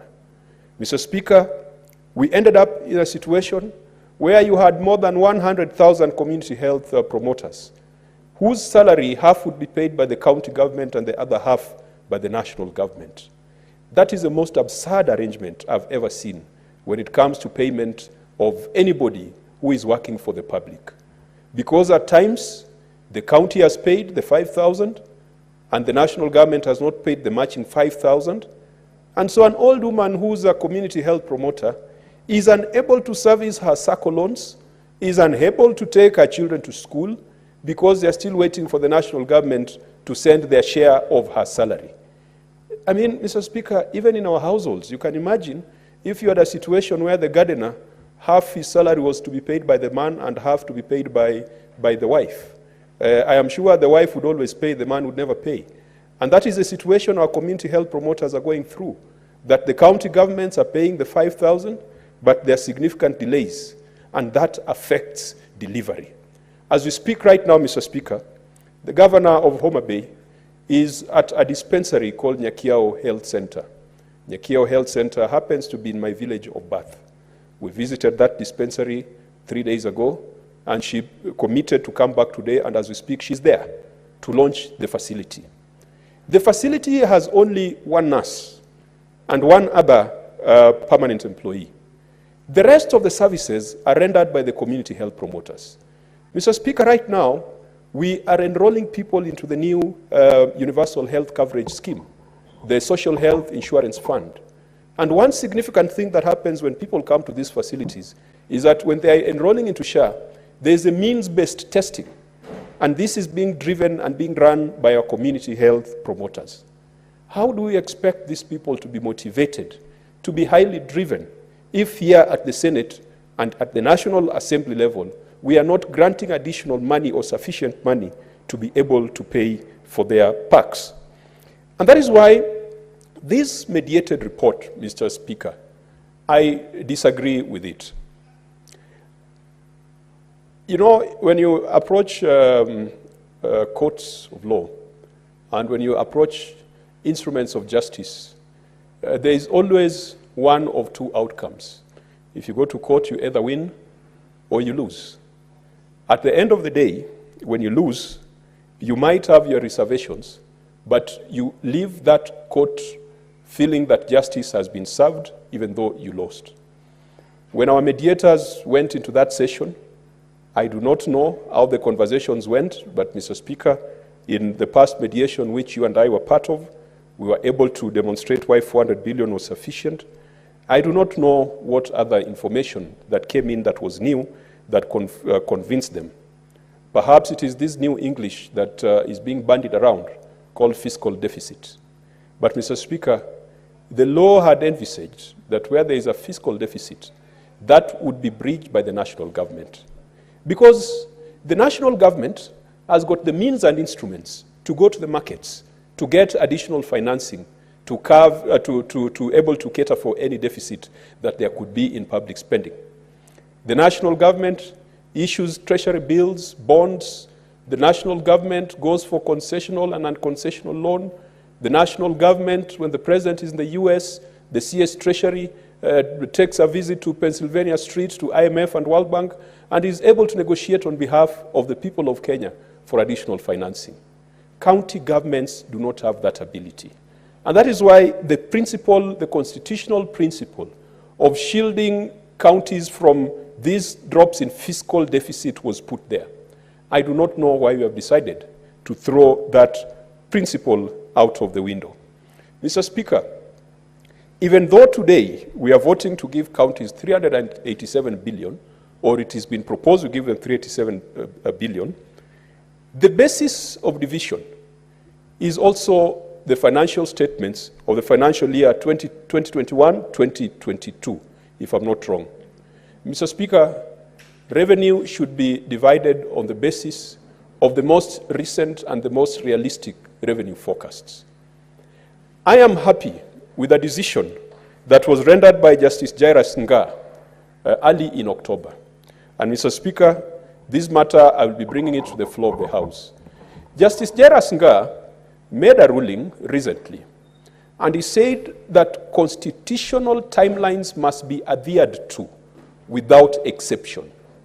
Justice Jairus Nga made reference to Article 2294 that requires the Auditor General to bring an audit report to Parliament within 6 months of the closure of a financial year.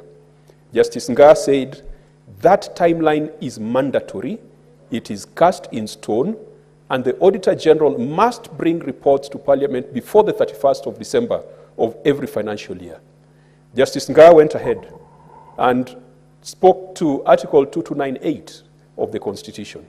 Article 2298 requires Parliament, upon receipt of the report of the Auditor General, to debate, consider, and take appropriate action on that report within 3 months. Justice Nga said that timeline is clearly spelled out in the Constitution. It is mandatory. It is not a suggestion. The consequence, Mr. Speaker, is that any report that is tabled before this House past 31st of December is null and void. Any report by a committee or any debate by the Senate on a matter to do with the audit reports that occurs after the expiry of 3 months is null and void. Mr. Speaker, the genesis of the matter was that the County Assembly of Nairobi indicted several officers for stealing and looting the Alcoholic Drinks Fund. For almost 3 years, they did not prepare financial statements. And as a result, the Auditor General was not able to prepare her report on time. When the Assembly eventually got to consider the report, the Assembly made recommendations that those persons be investigated and be prosecuted for causing serious financial loss to the residents of Nairobi. Those officers of the county went to court, and in court, arguments were made, and the eventual decision was that the County Assembly of Nairobi acted outside the constitutional timelines, and therefore their report was null and void. And that the Auditor General also tabled that report outside the constitutional timelines, and therefore that audit report was null and void. Mr. Speaker, you can imagine the chaos that that decision is going to render. Even us, Senator Sotsi, in my Committee of Public Accounts Committee, we are dealing with reports outside the 3-month period. The majority leader is always tabling an audit report before this House, and many of those audit reports are tabled outside the 6-month period. We must now go back and ask ourselves how we are going to fulfill those timelines. In as much as I complain, there is only one positive thing about it. Division of revenue in the subsequent year must then be based on the most recent financial statements or on the most recent revenue statements. We will no longer be saying that because the National Assembly only adopted the 2021 revenue statement, that's a basis. It will now have to be on the basis of the revenues as audited in the financial year 2023-2024. And if we use that, then automatically counties are going to get more money way above the 387 billion. That's a positive thing about that ruling, that the pot is going to be bigger, it's going to be more recent, it's going to be more up to date, and 15% out of that pot definitely will exceed this amount. So even if we are going to agree with the mediation committee on the 387 billion, if we are going to go by Justice Nga's ruling, then the next division of revenue, counties will be entitled to much more, and there'll be no stories of fiscal deficit. But there are practical complications in implementing that decision.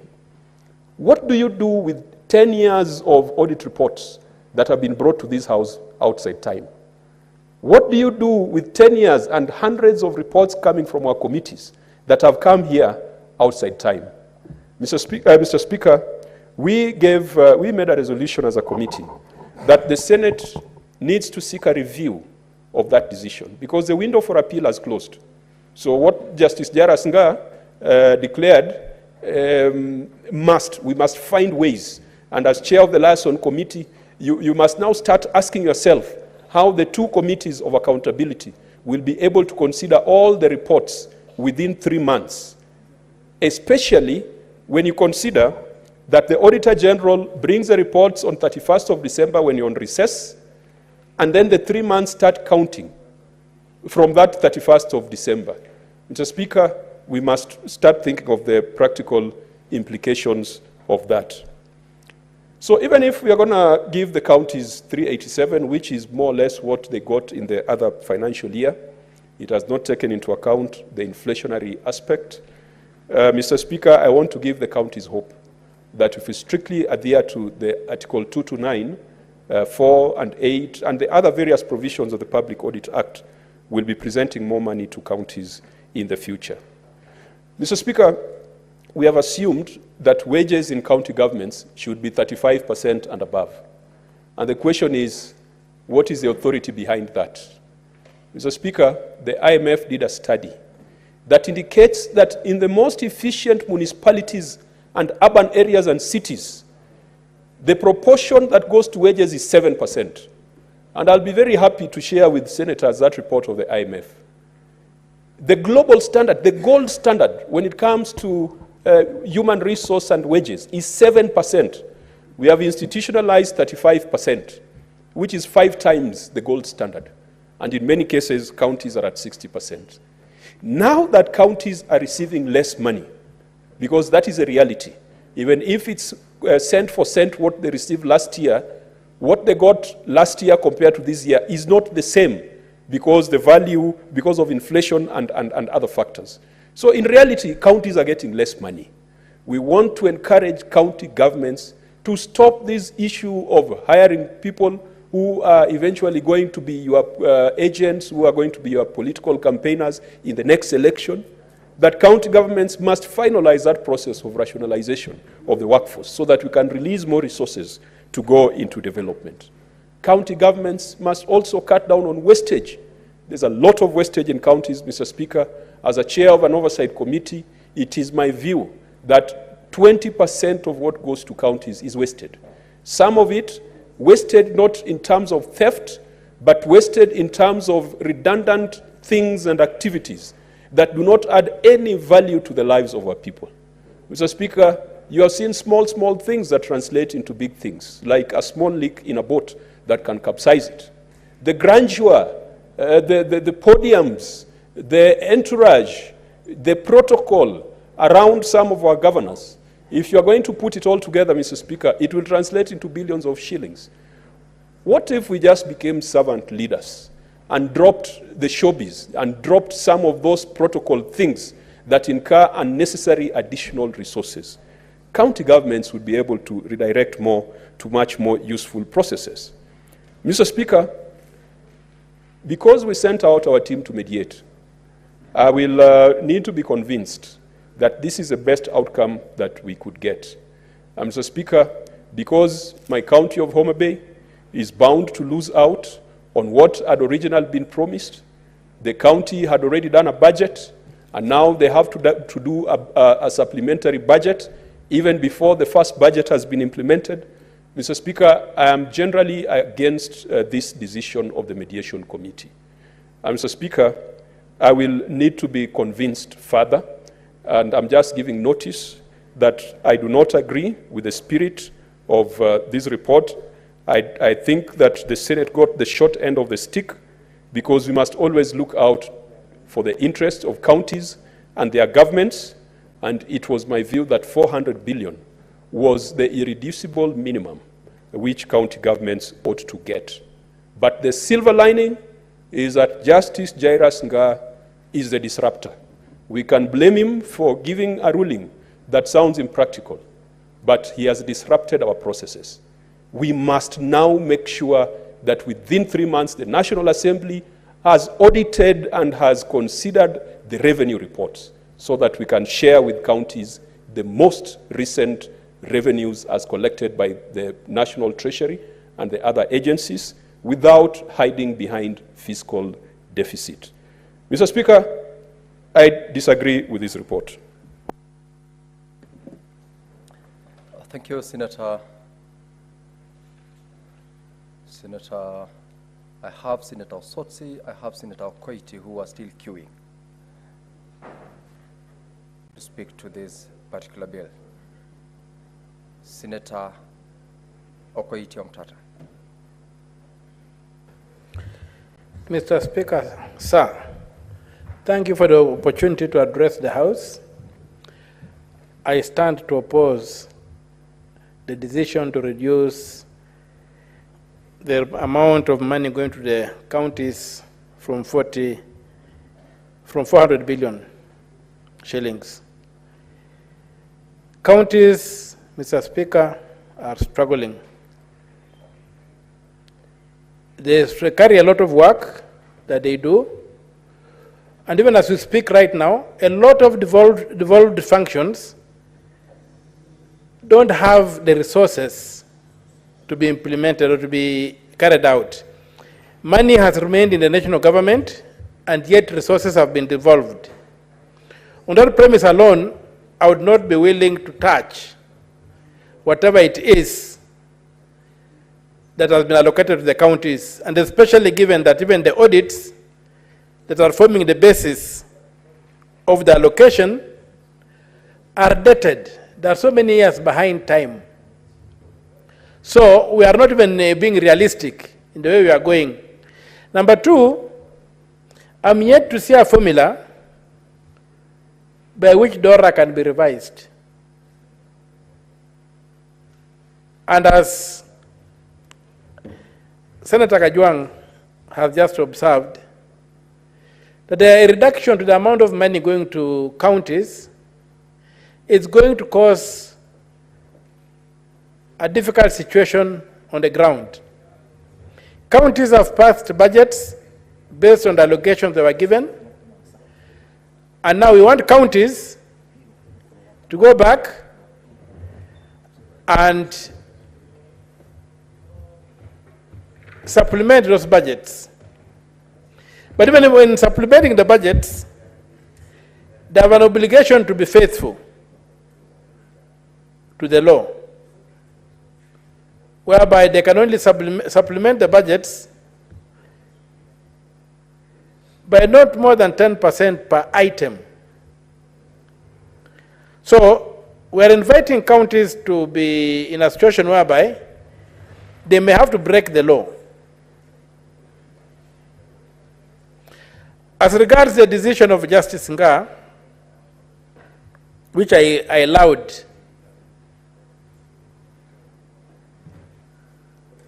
the 3 months within which the reports of the Auditor General should be approved by Parliament are basically cast in stone unless we amend the Constitution. And I think it's time we try to have fidelity to the Constitution so that things can work like clockwork. Because this business of saying that the Constitution is being implemented piecemeal or haphazardly is the reason why this Constitution looks a bit difficult to implement.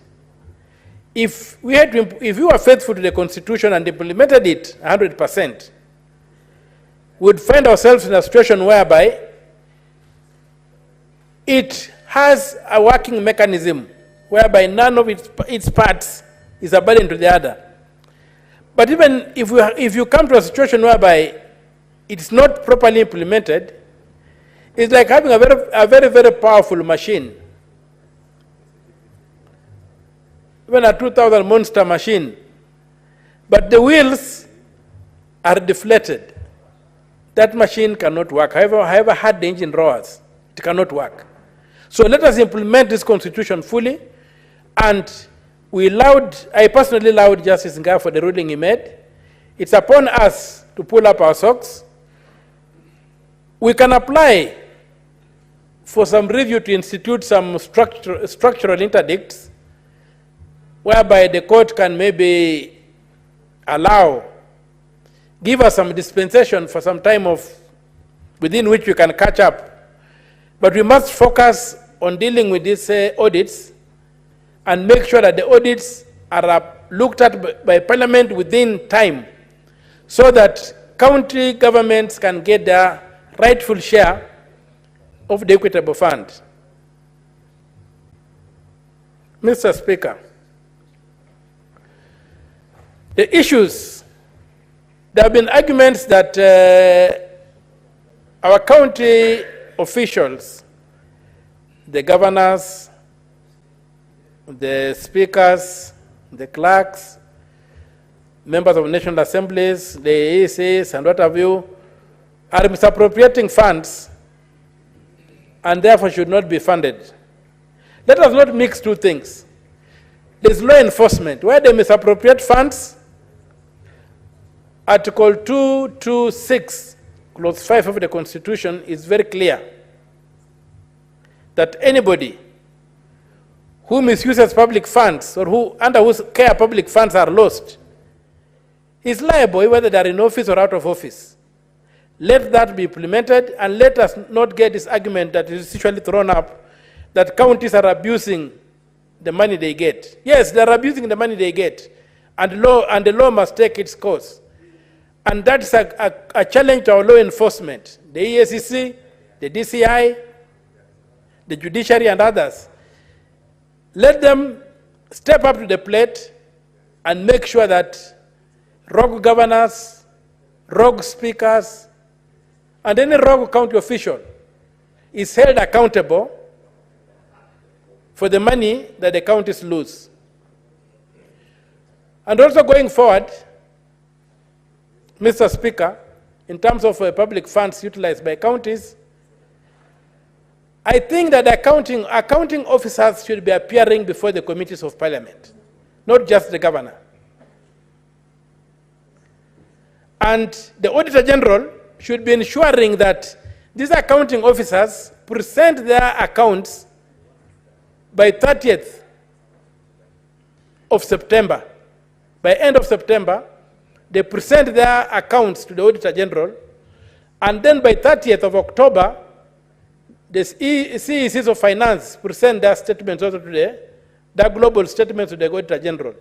Generally, you'll find that most audit reports refer to the global report of the CEC Finance and hardly refer to any reports that were delivered by the various accounting officers of the various entities in the county governments. So maybe we should get to a point whereby it's not the governors that we put to task, only governors. We should also put to task these accounting officers to explain how they utilize public funds. So that this blame game that goes on that counties are dysfunctional and what have you do not come up. And that way, maybe the hearings before PIC and the PAC will be able to trace the money to the real people who signed off the checks, other than the person who has political responsibility, being the governor. So I would really plead that as we grill the governors, we should also be able to grill the accounting officers of the various county departments to account for how money is utilized and used. That way we shall be able to go deeper into the counties and demand accountability for cash from each department, and not just waiting for the political responsibility of the governor. Mr. Speaker, I would really I really beg this House to reject this report so that we can go back to the position whereby we had already passed the DORA. And if there is to be any adjustments, the adjustment should come from the budget of the national government, not the budget of county governments. Because it is the national government that is holding a lot of money that belongs to counties, like in agriculture. A lot of money is still being held in Nairobi. It has not followed devolved functions, and farmers are not benefiting from the promise of devolution that they would benefit from had the national government devolved the funds that go with the functions. We are having the same with the health sector. The national government continues to hang on to vital services or vital funds that should be providing services at the county level. And so it's really unacceptable that with the national government already holding money belonging to counties, we again want to say that the deficit that has occurred should be shared equally between the counties, or should be shared in some measure between the counties and the national government. I urge this House, and I plead with my fellow members, to reject this mediation report so that the little the counties were getting is not messed up with. Because in some counties, some counties that are even smaller than my own Busia, allocations are very small. And then we are going again to reduce them. I plead with this House, my fellow senators, that we circle our wagons, close ranks, be bipartisan in approach, and shoot down this report, and go back to the position whereby the money that was allocated to the counties is not interfered with. The money is so little, given what the counties need to do. And I reiterate, if there are governors who are messing up with that money, it's not the reason why the money should not be given to county governments. In your own house, for those who still have babies, if you have a maid, and the maid is eating Cerelac that is meant for your child, you don't stop buying Cerelac because the maid eats Cerelac. You deal with the maid. You fire the maid. You don't stop buying Cerelac for your baby because the maid eats Cerelac. So if governors are messing up with the county funds, if county assemblies are messing up with the county funds, let law enforcement do its duty. Let law enforcement intervene and deal with these rogues. But the money that this House allocates for the people on the ground in our counties must remain sacrosanct. It must not be touched, because that is where the rubber meets the road. The national government has a lot of corners where it can get money, where it can make haircuts, and be able to still balance its budget. The county governments, first of all, the money that are going to the county governments, the way it is handled by this House, we don't have cases of budgeted corruption in the DORA. There's no budgeted corruption there. The money is really worked out meticulously, and it is meticulously tied to the needs of counties, almost as a way you prescribe rare medicine for a rare disease. So I really plead with this House that we reject this report, and we make sure that what was allocated to the counties, because it was not based on the current finances of government, it was based on some couple of years back, is not interfered with, and the national government looks for haircuts in other sections, and especially that money that has refused to devolve. It can look at that and see, because the counties are doing the functions, it can make cuts without crippling its operations. With those few remarks, I ask the majority leader to lead us in rejecting this negotiated position so that we can fly the flag of devolution high and be able to have some chance at realizing the objectives of devolution. With those few remarks,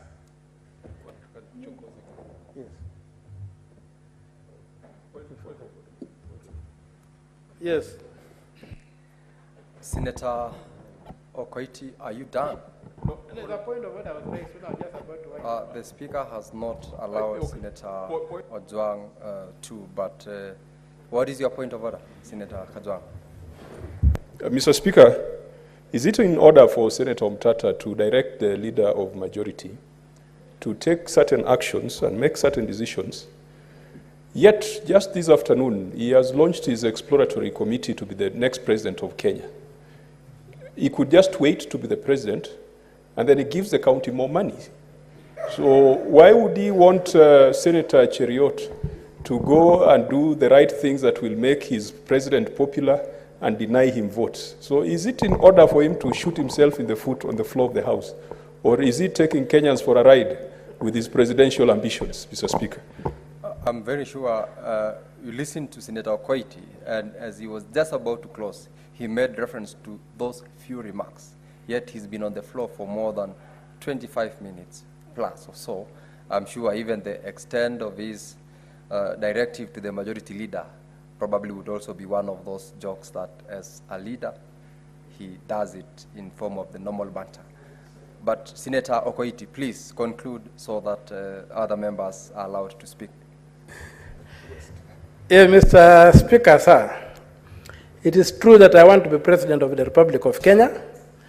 And when I'm President of the Republic of Kenya, things like this will not happen because I will have separated the Treasury from the Ministry of Finance, and the Treasury will be run professionally. And we shall enter an era of balanced budgets. There will be no deficits. With those few remarks, I oppose this bill, this report. Thank you, Mr. Speaker, sir. Thank you, Senator Omtata. Senator Osotsi, Godfrey Atieno, sorry.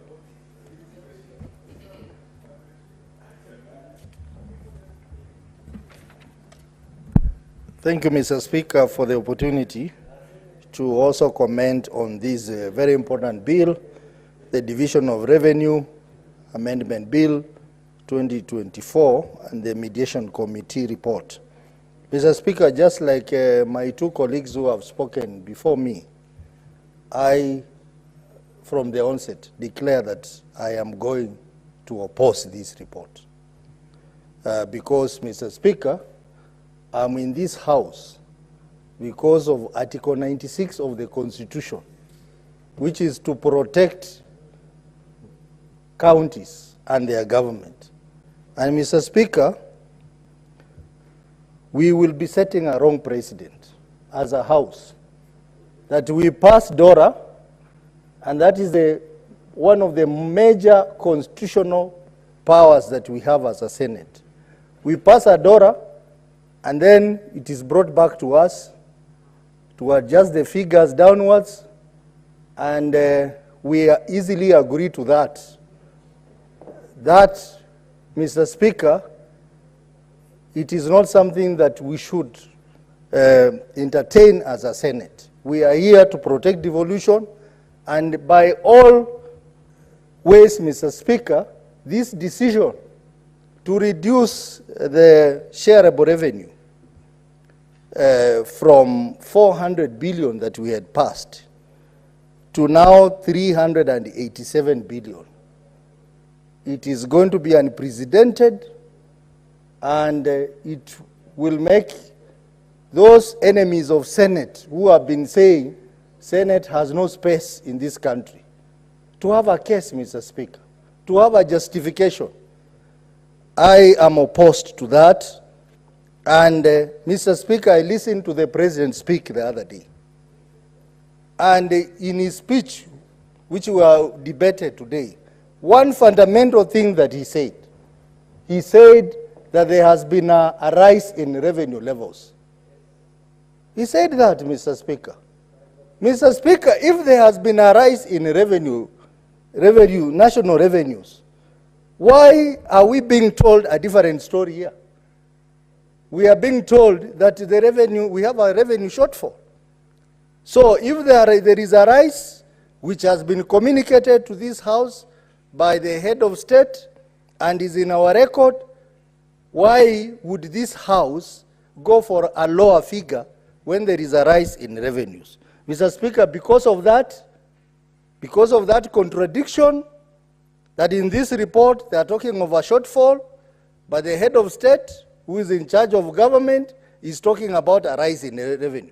Because of that contradiction, Mr. Speaker, I will not support this report. I will reject it, Mr. Speaker.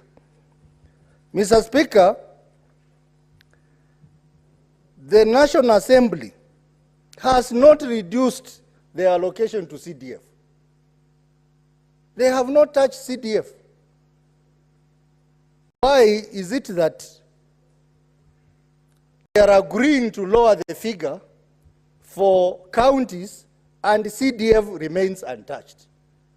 We are going to look so bad before our own people as senators that the members of the National Assembly have their way on CDF, but senators, we don't have our way. So what is our role as a Senate? So, Mr. Speaker, again on that note, I will reject this report. Mr. Speaker, the DORA 2024, under Section 5, it says very clearly that in case of a revenue shortfall, it shall be borne by the national government. Similarly, in case of excess revenue collection, it shall accrue to the national government and may be used to reduce the deficit or defray public debt. Mr. Speaker, because of this reason, I will reject this report. Because if the revenues have gone down, that should not be a burden of counties, that should be a burden of the national government to look for ways of managing the shortfall. Mr. Speaker, the additional funding that we sought, that took us to 400 billion shillings, was meant to deal with the additional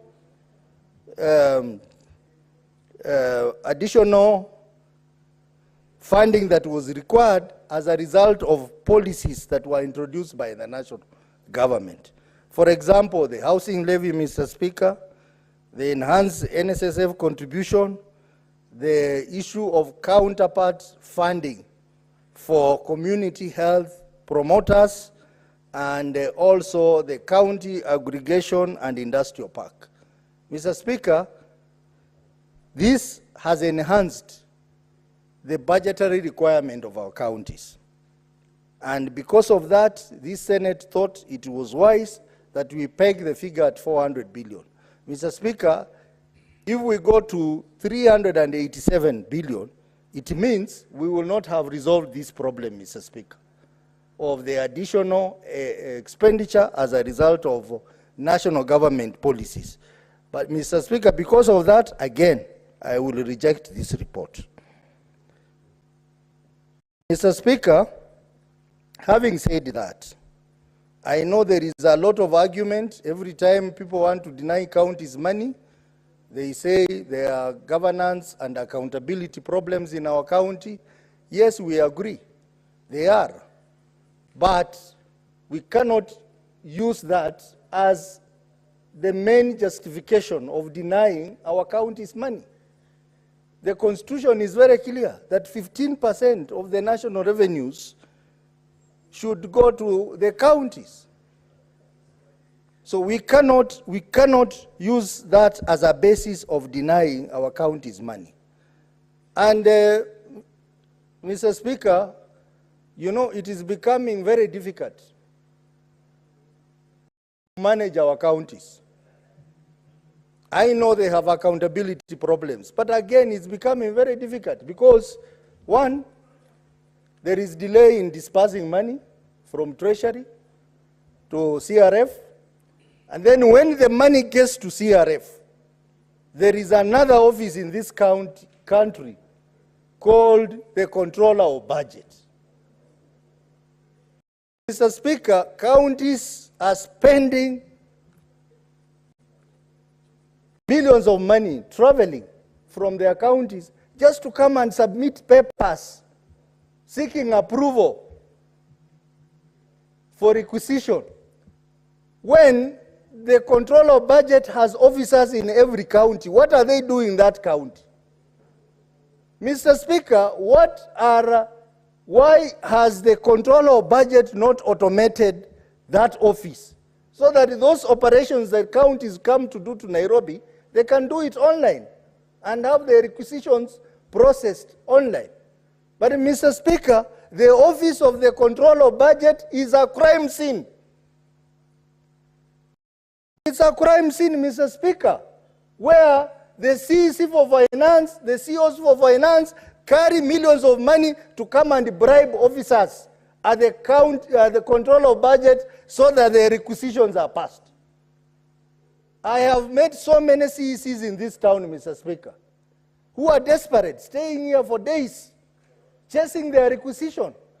Why can't this office be made efficient? Why can't this office be accountable to the people of Kenya, Mr. Speaker? Senator Sotsi, there is a point of order from Senator Mandago. Mandago can inform me. It's actually a point of order. But he cannot oppose. I'm sorry, Senator Otsosi, I'm not informing you, but I'm raising on a point of order on Standing Order 105 on the statement of facts. You know, Honorable Speaker, when the Senator for Vihiga makes sweeping statements that millions of money is being carried to bribe officers from the Controller of Budget, can he table evidence, Honorable Speaker? It is not that all officers in the Controller of Budget are corrupt unless he tables evidence, and if he has that evidence, Honorable Speaker, he knows there are institutions in this country mandated to act on those matters. Honorable Speaker, I think members should not use the floor because of the parliamentary privileges to make sweeping statements on institutions, because those who serve in those institutions have also spent a fortune of their lifetime building a career. Where there is, Otsosi should provide evidence instead of making a wholesale statement that affects a whole institution, which is also a constitutional institution. Thank you, Speaker. Senator Osotsi, I remind you of the Standing Order number 105 on responsibility for statement of fact. And this is what it says: a senator shall be responsible for the accuracy of any facts that the senator alleges to be true and may be required to substantiate any such facts instantly. With your reference to the millions of money that is being taken around by CECs and CEOs to bribe the officers from the Controller of Budget, that is what the point of order that Mandago is saying. Are you able to substantiate? Mr. Speaker, Senator Mandago has been a governor, and I think he needs to be honest to himself. I cannot substantiate the obvious, Mr. Speaker. I have heard that from several governors who have complained about that office, that nothing moves until the hands of some people are greased.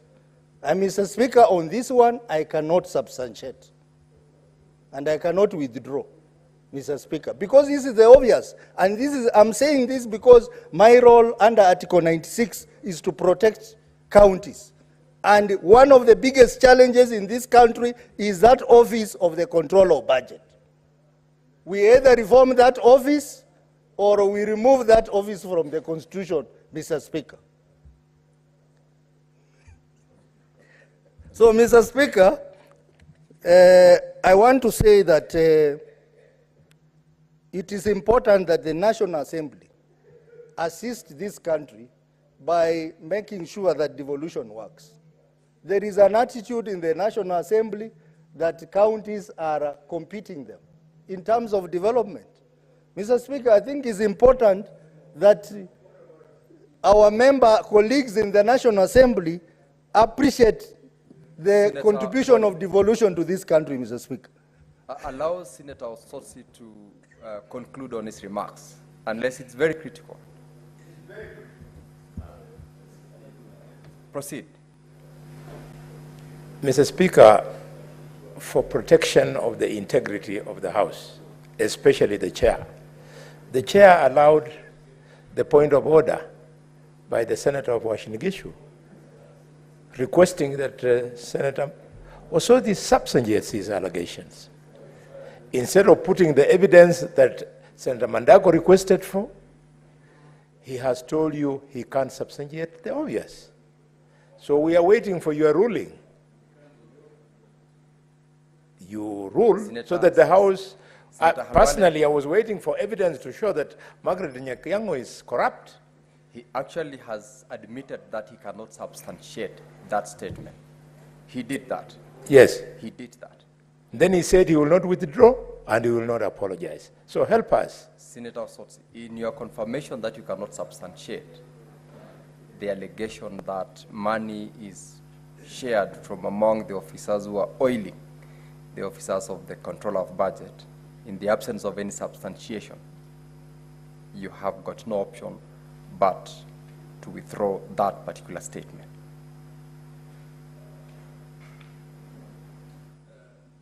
Mr. Speaker, on the basis that I cannot be able to produce the hard evidence in this House, I'll withdraw. But I want the House to get it very clearly that there is a problem at that office and we cannot deny it. We know it exists. But one day, someone doing his job will have to get the evidence and the evidence will be produced. Yes, he can inform me. Senator Kajwang, proceed to inform me. Mr. Speaker, the issue of people going to the Control of Budgets office with envelopes has been there. But I want to inform Senator Osotsi that there's something called Form C, and it's a real form in that workflow.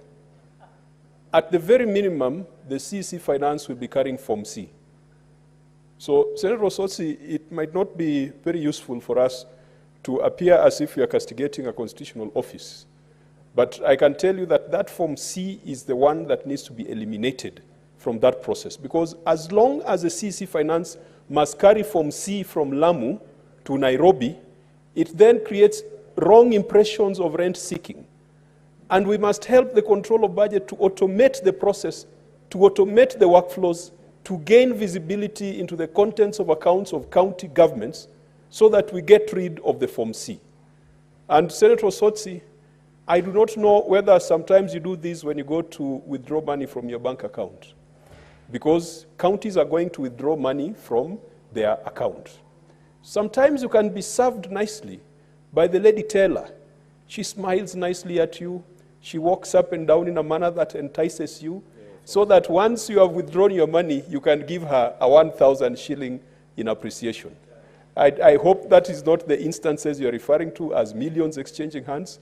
But from where I sit, that Form C must be eliminated so that nobody, like Senator Murango, walks around with brown envelopes going to the Control of Budget's office. But, Mr. Speaker, the Control of Budget as a constitutional office bearer, this House should never be seen to be casting aspersions on her conduct.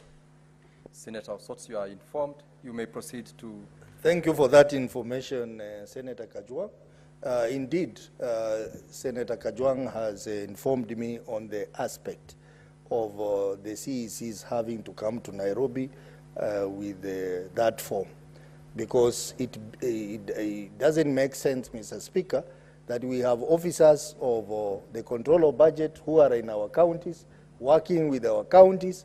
They see those requisitions in the counties, and they still have to, the CECs have still to bring those documents in Nairobi for further processing. It doesn't make sense. Counties for example, have stayed for almost 1 month waiting for their requisitions to be approved, Mr. Speaker. It doesn't make sense at all. Mr. Speaker, with those few remarks, I want to say I reject this report. Senator Mandago Jackson. Thank you very much, Honorable Speaker. Honorable Speaker, from the onset, I rise to support this report by the Committee of Finance, Honorable Speaker, on the division of revenue between counties. Honorable Speaker, as much as we have the responsibility of protecting counties and devolution as a Senate, we must also be realistic, Honorable Speaker, to the circumstances and the happenings within the country. Honorable Speaker, this House had passed, and National Assembly had agreed with us that counties can receive 400 billion shillings for the current financial year, Honorable Speaker. But, Honorable Speaker, the unprecedented events that happened in this country is what has necessitated the change, Honorable Speaker. Honorable Speaker, the finance bill that had been passed by Parliament had put in revenue-raising measures that would then have ensured that counties would be able to receive what we as Senate had passed. Honorable Speaker, therefore, the mediation committee from the Senate, led by the Chair of Finance, in my view, Honorable Speaker, have done a tremendous job by making sure that the reduction was not what the National Assembly had proposed of 380 billion, but reached a consensus of 387 billion, Honorable Speaker. Honorable Speaker, considering the months we have to the end of the financial year and the time we have to collect revenue to be able to fill in the gap that we had envisaged, Honorable Speaker, it's only reasonable and practical that as a Senate, we consider the amount that the mediation committee has come up with to enable our counties to function, Honorable Speaker. Honorable Speaker, it is possible, and I say this from experience as a governor, that it is possible for you to be allocated a very high figure on the paper, but it becomes impossible for that money to be dispersed, Honorable Speaker. And what does that do, Honorable Speaker? Because we have another monster we have been grappling with as a Senate, and even as even national government too, and county governments, the aspect of pending bills, Honorable Speaker. Most of the pending bills we have in counties and in national government has been caused by overestimating the revenues and the income we are going to receive. Honorable Speaker, we shall put suppliers of goods and services to counties in jeopardy if, as a Senate, we are going to insist that counties receive 400 billion, which our national revenues may not be able to raise. We shall make counties commit suppliers and contractors to works whom they will not be able to pay, Honorable Speaker.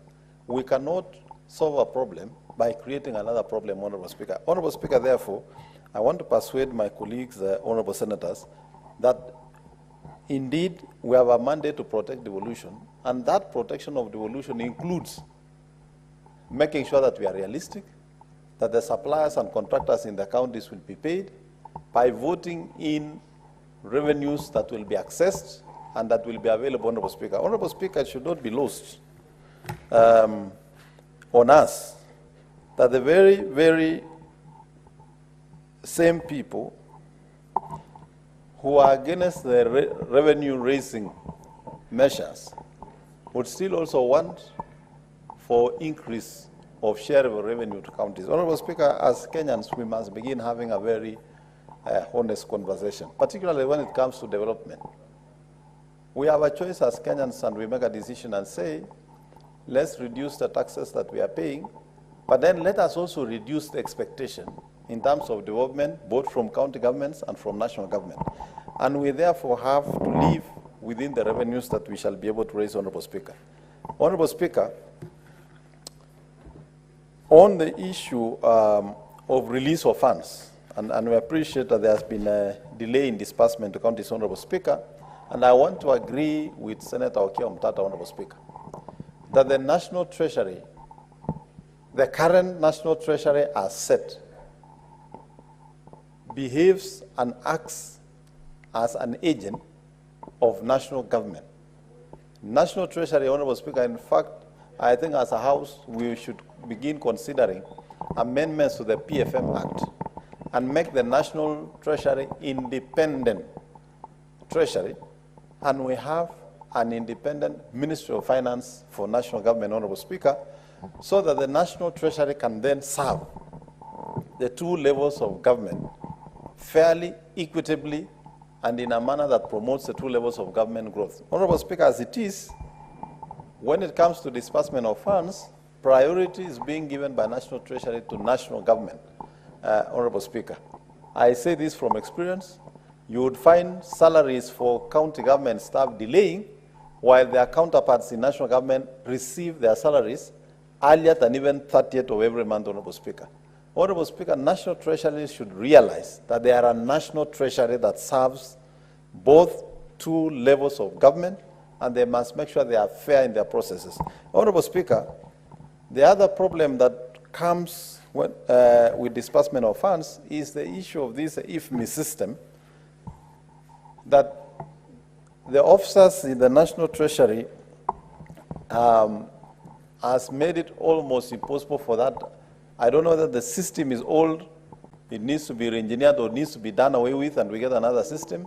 The downtime of that system, especially when it comes towards the end of the financial year, Honorable Speaker, has always been almost 50–60% in making it difficult for counties to be able to pay their suppliers, their contractors on time because of the downtime that is experienced through IFMIS. But Honorable Speaker, the downtime of IFMIS sometimes has been used by National Treasury actually to manage disbursement to counties. Honorable Speaker, we don't want the culture that we have seen in the past in National Treasury. The funds to counties must be disbursed on time. We don't want the National Treasury that makes sure every 30th of June of every year they begin publishing in the daily newspapers the amounts of money available in the county revenue accounts, money that was sent a day or 3 days to the end of the financial year, and expecting counties to expend those funds within the 3 days, Honorable Speaker. Therefore, Honorable Speaker, as a Senate, we should amend the Public Finance Management Act to make sure that the National Treasury is independent and makes it possible for counties to access money on time. Honorable Speaker, on the issue of the Office of the Controller of Budget, I want to agree with my colleague, Senator Kajwang, that the inefficiencies that we have in the Controller of Budget's office is a system issue, is a process issue, and we need to have a conversation with the Controller of Budget on automation of the processes. And Honorable Speaker, counties should then be able to use the automated processes to requisition funds and eliminate the aspect of traveling. Honorable Speaker, the traveling to the Controller of Budget is not limited to the requirement by the Controller of Budget. Sometimes counties and officers within the Department of Treasury in counties, Honorable Speaker, use it as an opportunity to get a chance to travel out, Honorable Speaker. And you know the motivation of traveling to Nairobi, Honorable Speaker, is very high. This being the capital city of the Republic of Kenya, and you know also the allowances are fairly good. We are happy ourselves as a county of Uasin Gishu that now Eldoret is a city, so that Otsotsi and Viga County can take their conferences to Eldoret, Honorable Speaker, and also boost tourism, Honorable Speaker. Therefore, the problem of traveling is not really necessarily just limited to the issue of the Controller of Office, but we must also, as a Senate, interrogate the travel by counties, whether really they are related. People could be, officers could be traveling in the excuse of going to the Controller of Budget, yet they have actually no issues to transact at the Controller of Budget's office. So I therefore, Honorable Speaker, want to say I support and I want to persuade my colleagues that we support this report by the Mediation Committee led by our Chair of Finance here at the Senate, so that our counties can be able to access funds. Honorable Speaker, we do appreciate that we have very little time. If counties have to achieve the targets they have set for this financial year, then the sooner we clear this to make the funds available to them, the better. But we must also say that our counties have not been performing as expected, Honorable Speaker. Honorable Speaker, when you look at the functions that are devolved and what has been done for the first financial year, second financial year, there's a big challenge. I'll tell you, Honorable Speaker, in my own county, Honorable Speaker, for the last 2 financial years, there is no single ECD classroom that has been constructed, and funds have always been voted for construction of ECDs. We therefore want to urge our governors to be hands-on in monitoring the implementation of the county programs and make sure that the funds that we allocate as Senate and Senator counties are then utilized to offer services to the respective citizens of the counties, Honorable Speaker. With that, I beg to support this report, Honorable Speaker. Thank you, Senator Mandago. Senator Margaret Kamar. Thank you very much, Mr. Speaker, for giving me the opportunity. May I start by supporting the report? I support the report dominantly because we don't want to give our governors any excuses. Our governors have been giving us excuses: we don't have money, so we have not paid this and that. And yet we know that the process of development in a county is such that you must have an annual plan. And if governors truly have annual plans, they only plan for the money that they have. And we should not be having a lot of pending bills. So the pending bills have been one excuse, and we don't want to be part of that excuse. So I would support that we get the money released so that the governors can move on and get things going. But all the same, Mr. Speaker, I still think that we have not given counties enough money up to now from the inception of devolution, because it is a fact that we have functions in Schedule 4 of the Constitution, and those functions are different for the national government and the county government. And it's extremely important that we start ensuring that money follows functions. It is therefore very important that when we are dividing the money, we actually don't just divide arbitrarily, but we make sure that the functions are funded according to what we are right now. In fact, if we did that, Mr. Speaker, we may not need new money. All we need to do is to shrink the Ministry of Agriculture accordingly, because there are people who have not been devolved even when agriculture was devolved. The same thing with the Ministry of Health. The Ministry of Health was devolved dominantly, but the personnel we have in Afia House are still intact. So we need to ask ourselves, what is it we devolved, and then we follow it with the money. And if we did that, that may not even require new money. It may just require that we relocate the money to where the function has gone. Mr. Speaker, that is very important, because for you to be able to account for any function, you must have the right budget to cover the same function. So for that, I really would insist to this House that for the future, we need to sit early, we need to discuss early, and we need to make sure that we do that, we make money follow functions. Mr. Speaker, this House is a house of oversight, and we must make sure that we do what is required of us. Mr. Speaker, I would like to go to the other side again and thank His Excellency, the President, for the speech that he made on Thursday, because it touches also on what we are doing in Dora. In the funding that, in the speech of the President, he did locate money where he was emphasizing the development of the government. And it is very important, again, that we read through so that we spend according to what we think we are going to fulfill.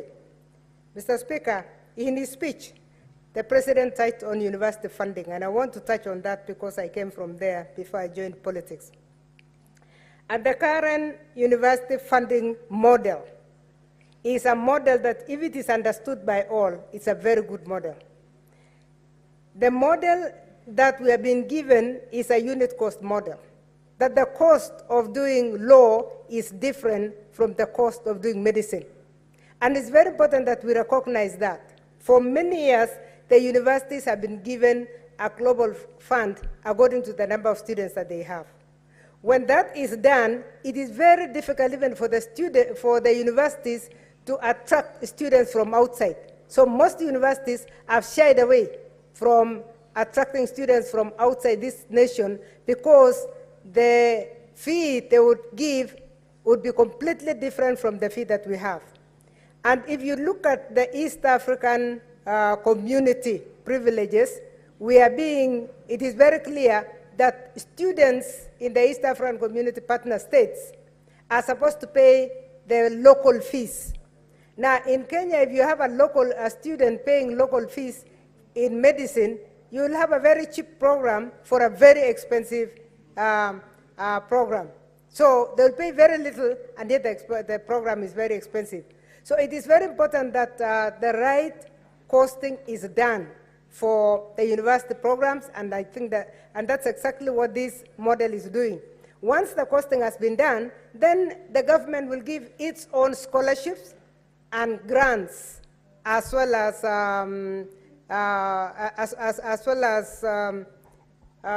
any support that they would like to give in terms of scholarships to students.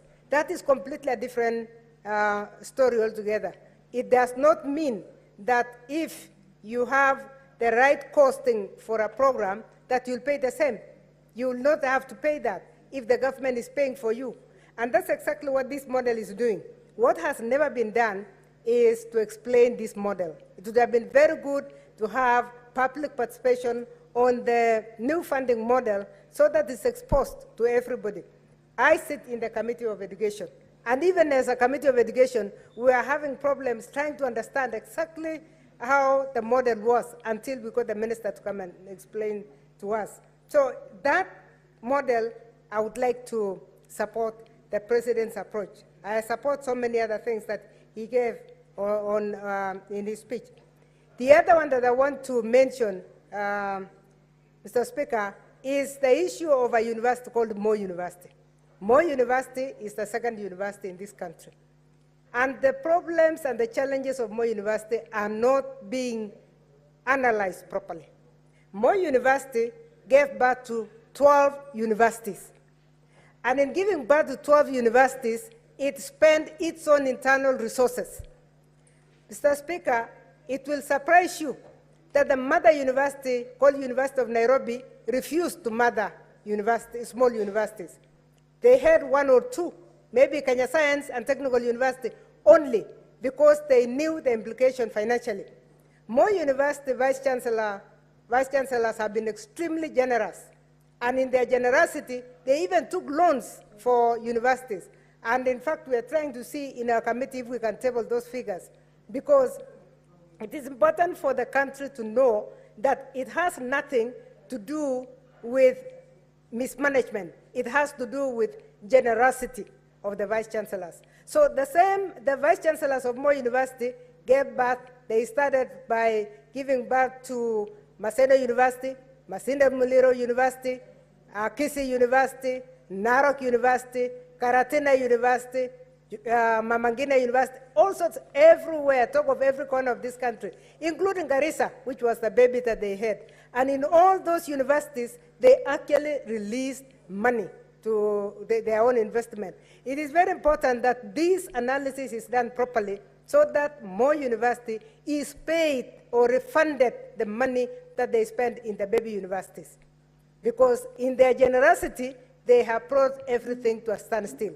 In their generosity, members of staff are suffering today because their statutories are not being paid, their loans are not being paid, out of generosity of a vice chancellor who did not do the maths that the other universities have done.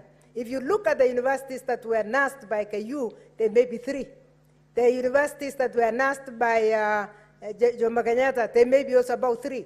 But talk of one more university that nursed 12 universities. There is no way they would have survived. This was a time bomb. It has now arrived. It is at our footstep, it's at the doorstep now, and it has to be sorted out. So even as we are looking at the unit costs of universities, we also need to look at the things that have made the universities not to perform the way they are supposed to perform. Mr. Speaker? Senator Yes. Professor Kamara, you... My student of Moi University, I will take. Very well. Senator Kajwang, please proceed to inform Senator Thank you, Kamara. Mr. Speaker, and thank you, Professor Kamar, because she is my teacher, my senior. And I wanted to inform Professor Kamar, who, for the record, when I was at Moi University, she was a very, very highly regarded administrator at Chepkwelel campus. And Mr. Speaker, what I wanted to inform Senator Kamar, when the president came here last week, he said that the challenges at Moi University are governance problems, and that the problems at Moi University are unique. They might not be similar to the problems of University of Nairobi or the funding model as applied to the other institutions, which means that the problem is localized to the council, because it is the university council that has the responsibility of making certain decisions of financial administrative nature. Mr. Speaker, when I was at Moi University, I was a Secretary General, so I would represent the students in the Senate, and I would represent the students in the University Council. And the council that has made the decisions that Senator Kamar has referred to, which she refers to as generosity, and I thought she would refer to it as irresponsibility, still seems to be in office, Mr. Speaker. And Mr. Speaker, I wanted to inform you that that university, which you worked so hard for, in an era where tribalism was not a factor, the Vice Chancellor our time was Professor Rafael Munavu, a man from Ukambani. We had Professor Ole Karei, a man from Narok. We had my own faculty, Professor Kefa Sodini, a man from Western. At the biggest school of social studies, we had Professor Akonga. Mr. Speaker, it was never about the tribe. You didn't have to be one of the boys to be an administrator or to be a dean, to be a head of a department. So I just wanted to inform Professor Kamar that there seems to have been something that went wrong after you left Moi University, that instead of it becoming the bastion for intellectual discourse, it became the bastion for tribal loyalties. And also, Professor Kamar, be informed that a great university decided to buy donkeys to replace tractors. A university that is supposed to train engineers, to train lawyers, to train people who are supposed to run this nation, makes the decision that these tractors are too expensive, let us buy donkeys. So, Mr. Speaker, I wanted to inform Professor Kamar of the things that have happened since the days when her and her team ensured that Moi University was a university of choice, and before Governor Mandago became the governor of Uasin Gishu. Professor Kamar, you've been informed. Kindly proceed to Thank make you. your contributions on that. I just wanted to mention that the information is a little bit confusing from my student. It is confusing because it is true that there are governance issues, not just in Moi University, but in all universities in Kenya as we are talking. I just also wanted to mention... Senator Professor Kamar, Senator Mandago would like to inform you further. Okay. Senator Wambua as well. Are you ready to be informed? Very well, Senator Mandago. Honorable Speaker, I wanted to inform Professor Kamar that she's being misinformed by Senator Kajwang. To the extent that, Honorable Speaker, the citation of various vice chancellors, past vice chancellors from Moi University, Senator Kajwang is trying to drive a certain narrative that I've said in this House I'll be very firm. What Senator Kajwang has conveniently done is to hide the fact that since 2003, Moi University was systematically starved of funds, to the extent that this year, as we sit here, Honorable Speaker, More University was just allocated a paltry 5,000 students at the expense of a capacity of 14,000. So Senator Kamar, my learned professor, don't be misinformed by your student who has chosen to take leave. Senator Wambua had equally requested that he informs you. Proceed, Senator Wambua. Mr. Speaker, I would rather you just allow the professor and our students to engage on this matter and leave alone other people who are pretenders to the throne, Mr. Speaker. But I respect Senator Madago. Only that he is also trying to misinform my teacher.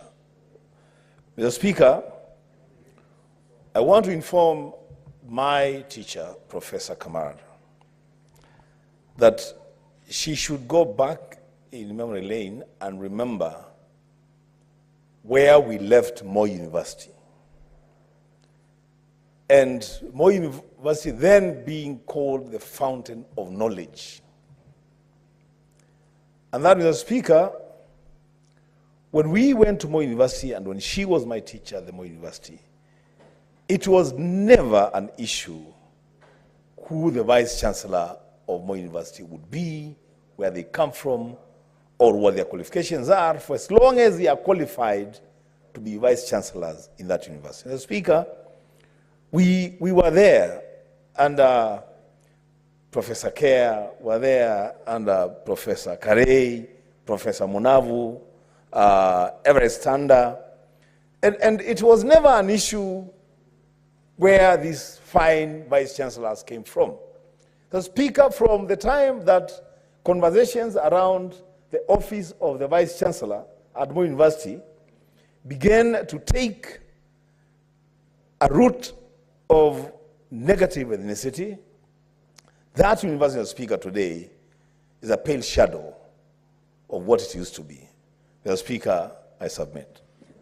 Senator Professor Kamar, I hope you haven't been misinformed or confused by your other students. My students are even confusing it also further.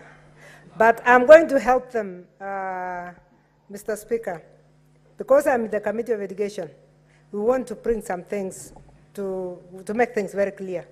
Because there are things that are governance issues which exist and we cannot deny in any university. Once upon a time, I was a minister in education. During my time, the President Kibaki started 15 universities. In the 15 universities, Mr. Speaker, the one that was started in Jaramogi Odinga, the tribe was from the village. The one that was started in Kitui, where my other student comes from, also came from there. The one that was started in Karatina, the professor that became the Vice Chancellor came from there. There was something about having the confidence of the people. I don't know what it was, but always people ran home for interviews. And they ran home for interviews. In fact, Moi University should be congratulated. It is the one that did not have somebody from the neighborhood for a very long time. I think the current Vice Chancellor is the first one that came from that neighborhood. We started from Odiambo, we went to Kea. One was from South Nyanza, another one from North Nyanza. I call it North Nyanza because it's the opposite of the lake. And Moi University has not had those. So let's not use the tribe, because I know if somebody says I oversaw tribal installations, it actually happened at that time that the people who went back home for interviews, you talk of Masinde Muliro, and the people who go home for interviews are actually from the neighborhood. And we did not mind, so long as the chairman of council was from outside. And these universities came to prominence. But I love my students because they love the university. They would not be talking if they did not love Moi University. So for that, I really appreciate their comments. But as a Committee of Education, we will be able to get the facts. We will be able to give you the figures so that we actually start to understand. But I can tell you for a fact that Moi University became a victim of being too generous. If that generosity was part of mismanagement, it was. Because that's exactly what happened. It's spreading all the way to Garissa, In fact, I personally even opposed Garissa, and I said, let Jomo Kenyatta, which is nearer to Garissa, go to Garissa. But at the end of the day, who fought for this? Members of parliament from Garissa were fighting for more university to go to Garissa. Because again, more university students love the institution. So a member of parliament who was a former member of more university staff said, no, I don't want any other university. So we have had these issues, and some of us as parliamentarians have also affected the way the universities run, because we are either fighting for promotion, like in the 15, we had 5 that were actually as a product, as a result of members of parliament fighting to have universities. Nothing was wrong with it because we needed universities. Our students did not have enough space. But we need to really critically look at that. I only say that Moi University was a victim because it spent too much money that was not its own money. And it would be nice to step on that in this house so that all of us get to understand, and then we deal with the mismanagement issues. Mr. Speaker, I support this report. Let's continue to get money to go to where the functions are. Let's increase the amount of money that goes to counties because the functions are being increased. With those remarks, I support, Mr. Speaker. Thank you, Senator Professor Kamar, for your contribution. And now, honorable members, there being no other senator who is desirous of contributing to this particular report, I call upon Senator Mogatana, who is the mover of the bill, of the motion report, to reply. Mr. Speaker, may I take this opportunity to really sincerely thank honorable senators who made very impassioned contribution to this report. Mr. Speaker, when I moved this report, I said that this is one of the most important constitutional mandate that any senator who is elected from his county knows he must execute. And Mr. Speaker, every one of us, with exception of those who have probably traveled on official duty, was able to put the issues that were captured in that report. Mr. Speaker, I respect the diversity of opinion that was expressed in the debate, and I listened carefully to every senator who spoke to this report. Mr. Speaker, as I reply, I think I'm better informed now than even when I was moving this report. So I really truly thank honorable members and the Council of Governors. I believe the governors are listening. The message is clear. Members of the Senate, they may have diverse opinions, but they were united in one thing: please develop your own source revenue so that going forward, we will not be continually be dependent on the equitable share to survive running the counties. Number two, members of the Senate have expressed a very strong view that resources within the county, once we have released them from here, will be utilized properly as intended.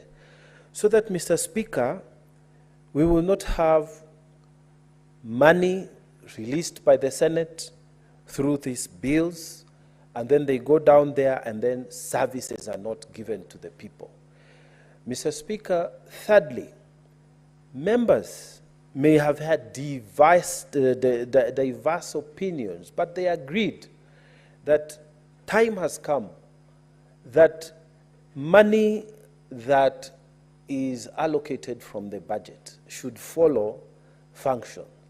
And Mr. Speaker, the counties have been given a heavy load of functions, and the national government is not releasing the requisite funds so that our counties may develop. Mr. Speaker, with all this divergent opinion, this House, Mr. Speaker, is a house of reason, is a senior house, is a house that is full of people with a lot of experience in their own professional fields, even in political leadership, in administration. Mr. Speaker, I truly believe that by the time that we will come to bring this matter to a vote, we will have reached a consensus. Maybe those who expressed opinion differently from the report will be persuaded. And we hope that as many of us will come to support. And for me, the reason is that we have had a drop in the expected collections. And I remember very well, Mr. Speaker, which I mentioned, but it is good for me to underscore this point, that, Mr. Speaker, even during the negotiations, during the mediation process, after the cameras were removed, we were given facts and figures by the Treasury, so that the question now moved from there is the wishful and the reality. There is the reality, what can we disburse and what is available. So, Mr. Speaker, and I think the debate here also captured that idea that we need also to be, alive to what the realities, fiscal realities that we live in the country today. So, Mr. Speaker, with those very many remarks, again, I want to say thank you very much. And I still want to say thank you to the leadership that we enjoyed, and Senator Ali Roba. Our team was led by him, and the team from Parliament National Assembly was led by Honorable Dindi Nyoro. So, Mr. Speaker, I still want to urge members to consider supporting this report. The issues they have raised, we can still keep talking. Fortunately, we are not going to vote today. So as I move, I prepare, as I reply, Mr. Speaker, I pray between now and the time we will vote, we shall persuade each other to support this report. Therefore, Mr. Speaker, with those many remarks, I beg to reply, and I request, pursuant to Standing Order number 66, sub 3, that the putting of the question be deferred to a later date. Mr. Speaker, I submit. Thank you. Thank you, Senator Mungatana. Pursuant to the provisions of Standing Order 66, the putting of the question as regards the report is deferred to the next sitting of the House.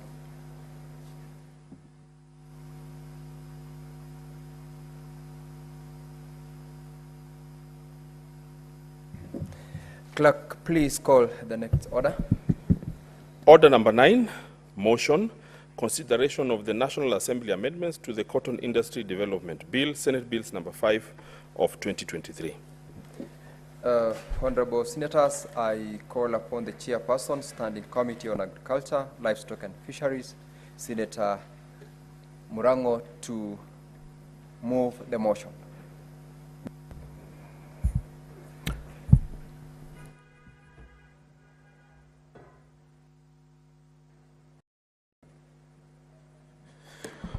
Asante sana Mstahiki Spika.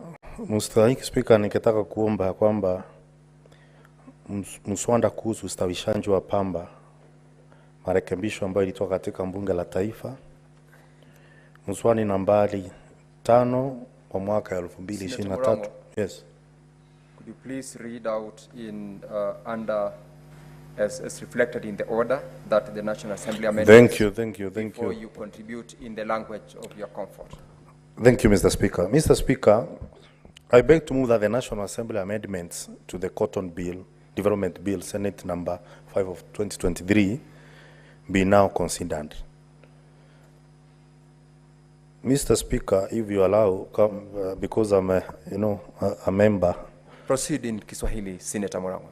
Asante mstahiki Spika. Mstahiki Spika, mswada wa pamba ambao uko mbele yetu ulimaliziwa katika bunge la Seneti na ukaenda katika bunge la kitaifa ili uweze kuzingatiwa baada ya kufanya misururu ya mikutano na uhamasishaji wa umma katika sehemu tofauti tofauti na kamati ya kilimo katika bunge ya Seneti kuleta ripoti katika Seneti. Mstahiki Spika, ilipoenda kule kuna marekebisho ambayo bunge la kitaifa imeomba iweze kufanywa na ikarudishwa tena katika kamati ya ukulima, uvuvi na uchumi wa uvuvi samawati katika bunge la Seneti, na tukakaa chini tukafalia njuga swala hilo, tukaangalia mambo yote ambayo inafaa kuangaliwa, na mstahiki Spika, tukakubaliana ya kwamba marekebisho yote ambayo yalitoka katika bunge la kitaifa inafaa kuzingatiwa. Kwa hivyo hakuna senator yote ambaye alikuja kupinga marekebisho ambayo ilitoka katika bunge la kitaifa. Na kwa hivyo mstahiki Spika, ni kusema ya kwamba ripoti ambayo tulienda na tukaiandika na kuileta katika bunge la Seneti ipo, na hivyo nimesema ndo inasema kwamba tunakubaliana na marekebisho yote ambayo pia iko katika ratiba ya Seneti ambayo tuko nayo siku ya leo. Mstahiki Spika, huu mswada ni mswada muhimu sana kwa sababu ukizingatia kwamba maeneo ya kiuchumi ambayo inaitwa EPZ ambayo viwanda mingi ambazo zinatengeneza nguo ambayo inatokana na pamba, leo hii ni kusema viwanda vile sasa wananunua nguo, vitambara za nguo kutoka nje, sana sana nchi ya Bangladesh. Mstahiki Spika, tulienda katika gatuzi la Busia na tukawa na mkutano, na nichukue nafasi hii kumshukuru sana Senator wa Busia Omtata kwa sababu alitupatia nafasi nzuri ya kukaa na kuongea na wanabusia, na serikali imejenga kiwanda mpya ya kuweza kushughulikia pamba na kuitoa nguo. Shinda ambayo ilikuweko ni kwamba hakuja kuwa na sheria muhimu ambayo inaratibu venye biashara ya ukuzaji wa pamba na uzaji wa pamba unafaa kufanywa, na tukafikiria kwamba ni vizuri mswada ambao uliletwa mbele yetu na Senator Beth Siango tuweze kuzingatia na kufanya kuwa ni msingi katika ile biashara ya kilimo, ili iwe ni kilimo biashara, sio bora kilimo. Mstahiki Spika, maeneo yote nchi hii ukizunguka kuanzia Nyanza kwenda magharibi mwa nchi, ukuje upande wa bonde la Ufa, ukuje maeneo ya kati, uende Ukambani na uende mpaka Lamu katika eneo la Pwani, ni kwamba hiyo maeneo yote pamba kwa sababu inastahimili ukame inaweza kuzwa katika sehemu nyingi. Ni kitenga uchumi kizuri kama tutawekesha na kuhakikisha kwamba kuna mtaji wa kukuza pamba, pembejeo zinapatikana, na mstahiki Spika, kama mbegu ambazo zinaitwa za BT ambayo kilo moja ni zaidi ya shilingi 7,000, lakini ni pamba nzuri sana ikipewa wakulima. Na kwa hivyo tukaonelea kwamba kama wakulima watapewa nafasi na wapewe pembejeo, wataweza kunufaika pakubwa na pamba. Mstahiki Spika, pamba ni mmea ambao una maana sana kwa sababu ukitoa ile pamba ambayo kwa kimombo inaitwa lint, inaenda kutengeneza nguo. Ukitoa mbegu ya ndani na kuifinya inatokanga mafuta, na ingine ndio wanaita kwa kimombo biodiesel, na hata mafuta ya kutumia katika kupikia. Na ile ambayo inambaki ndio ina keki kutoka kwa pamba, cotton seed cake.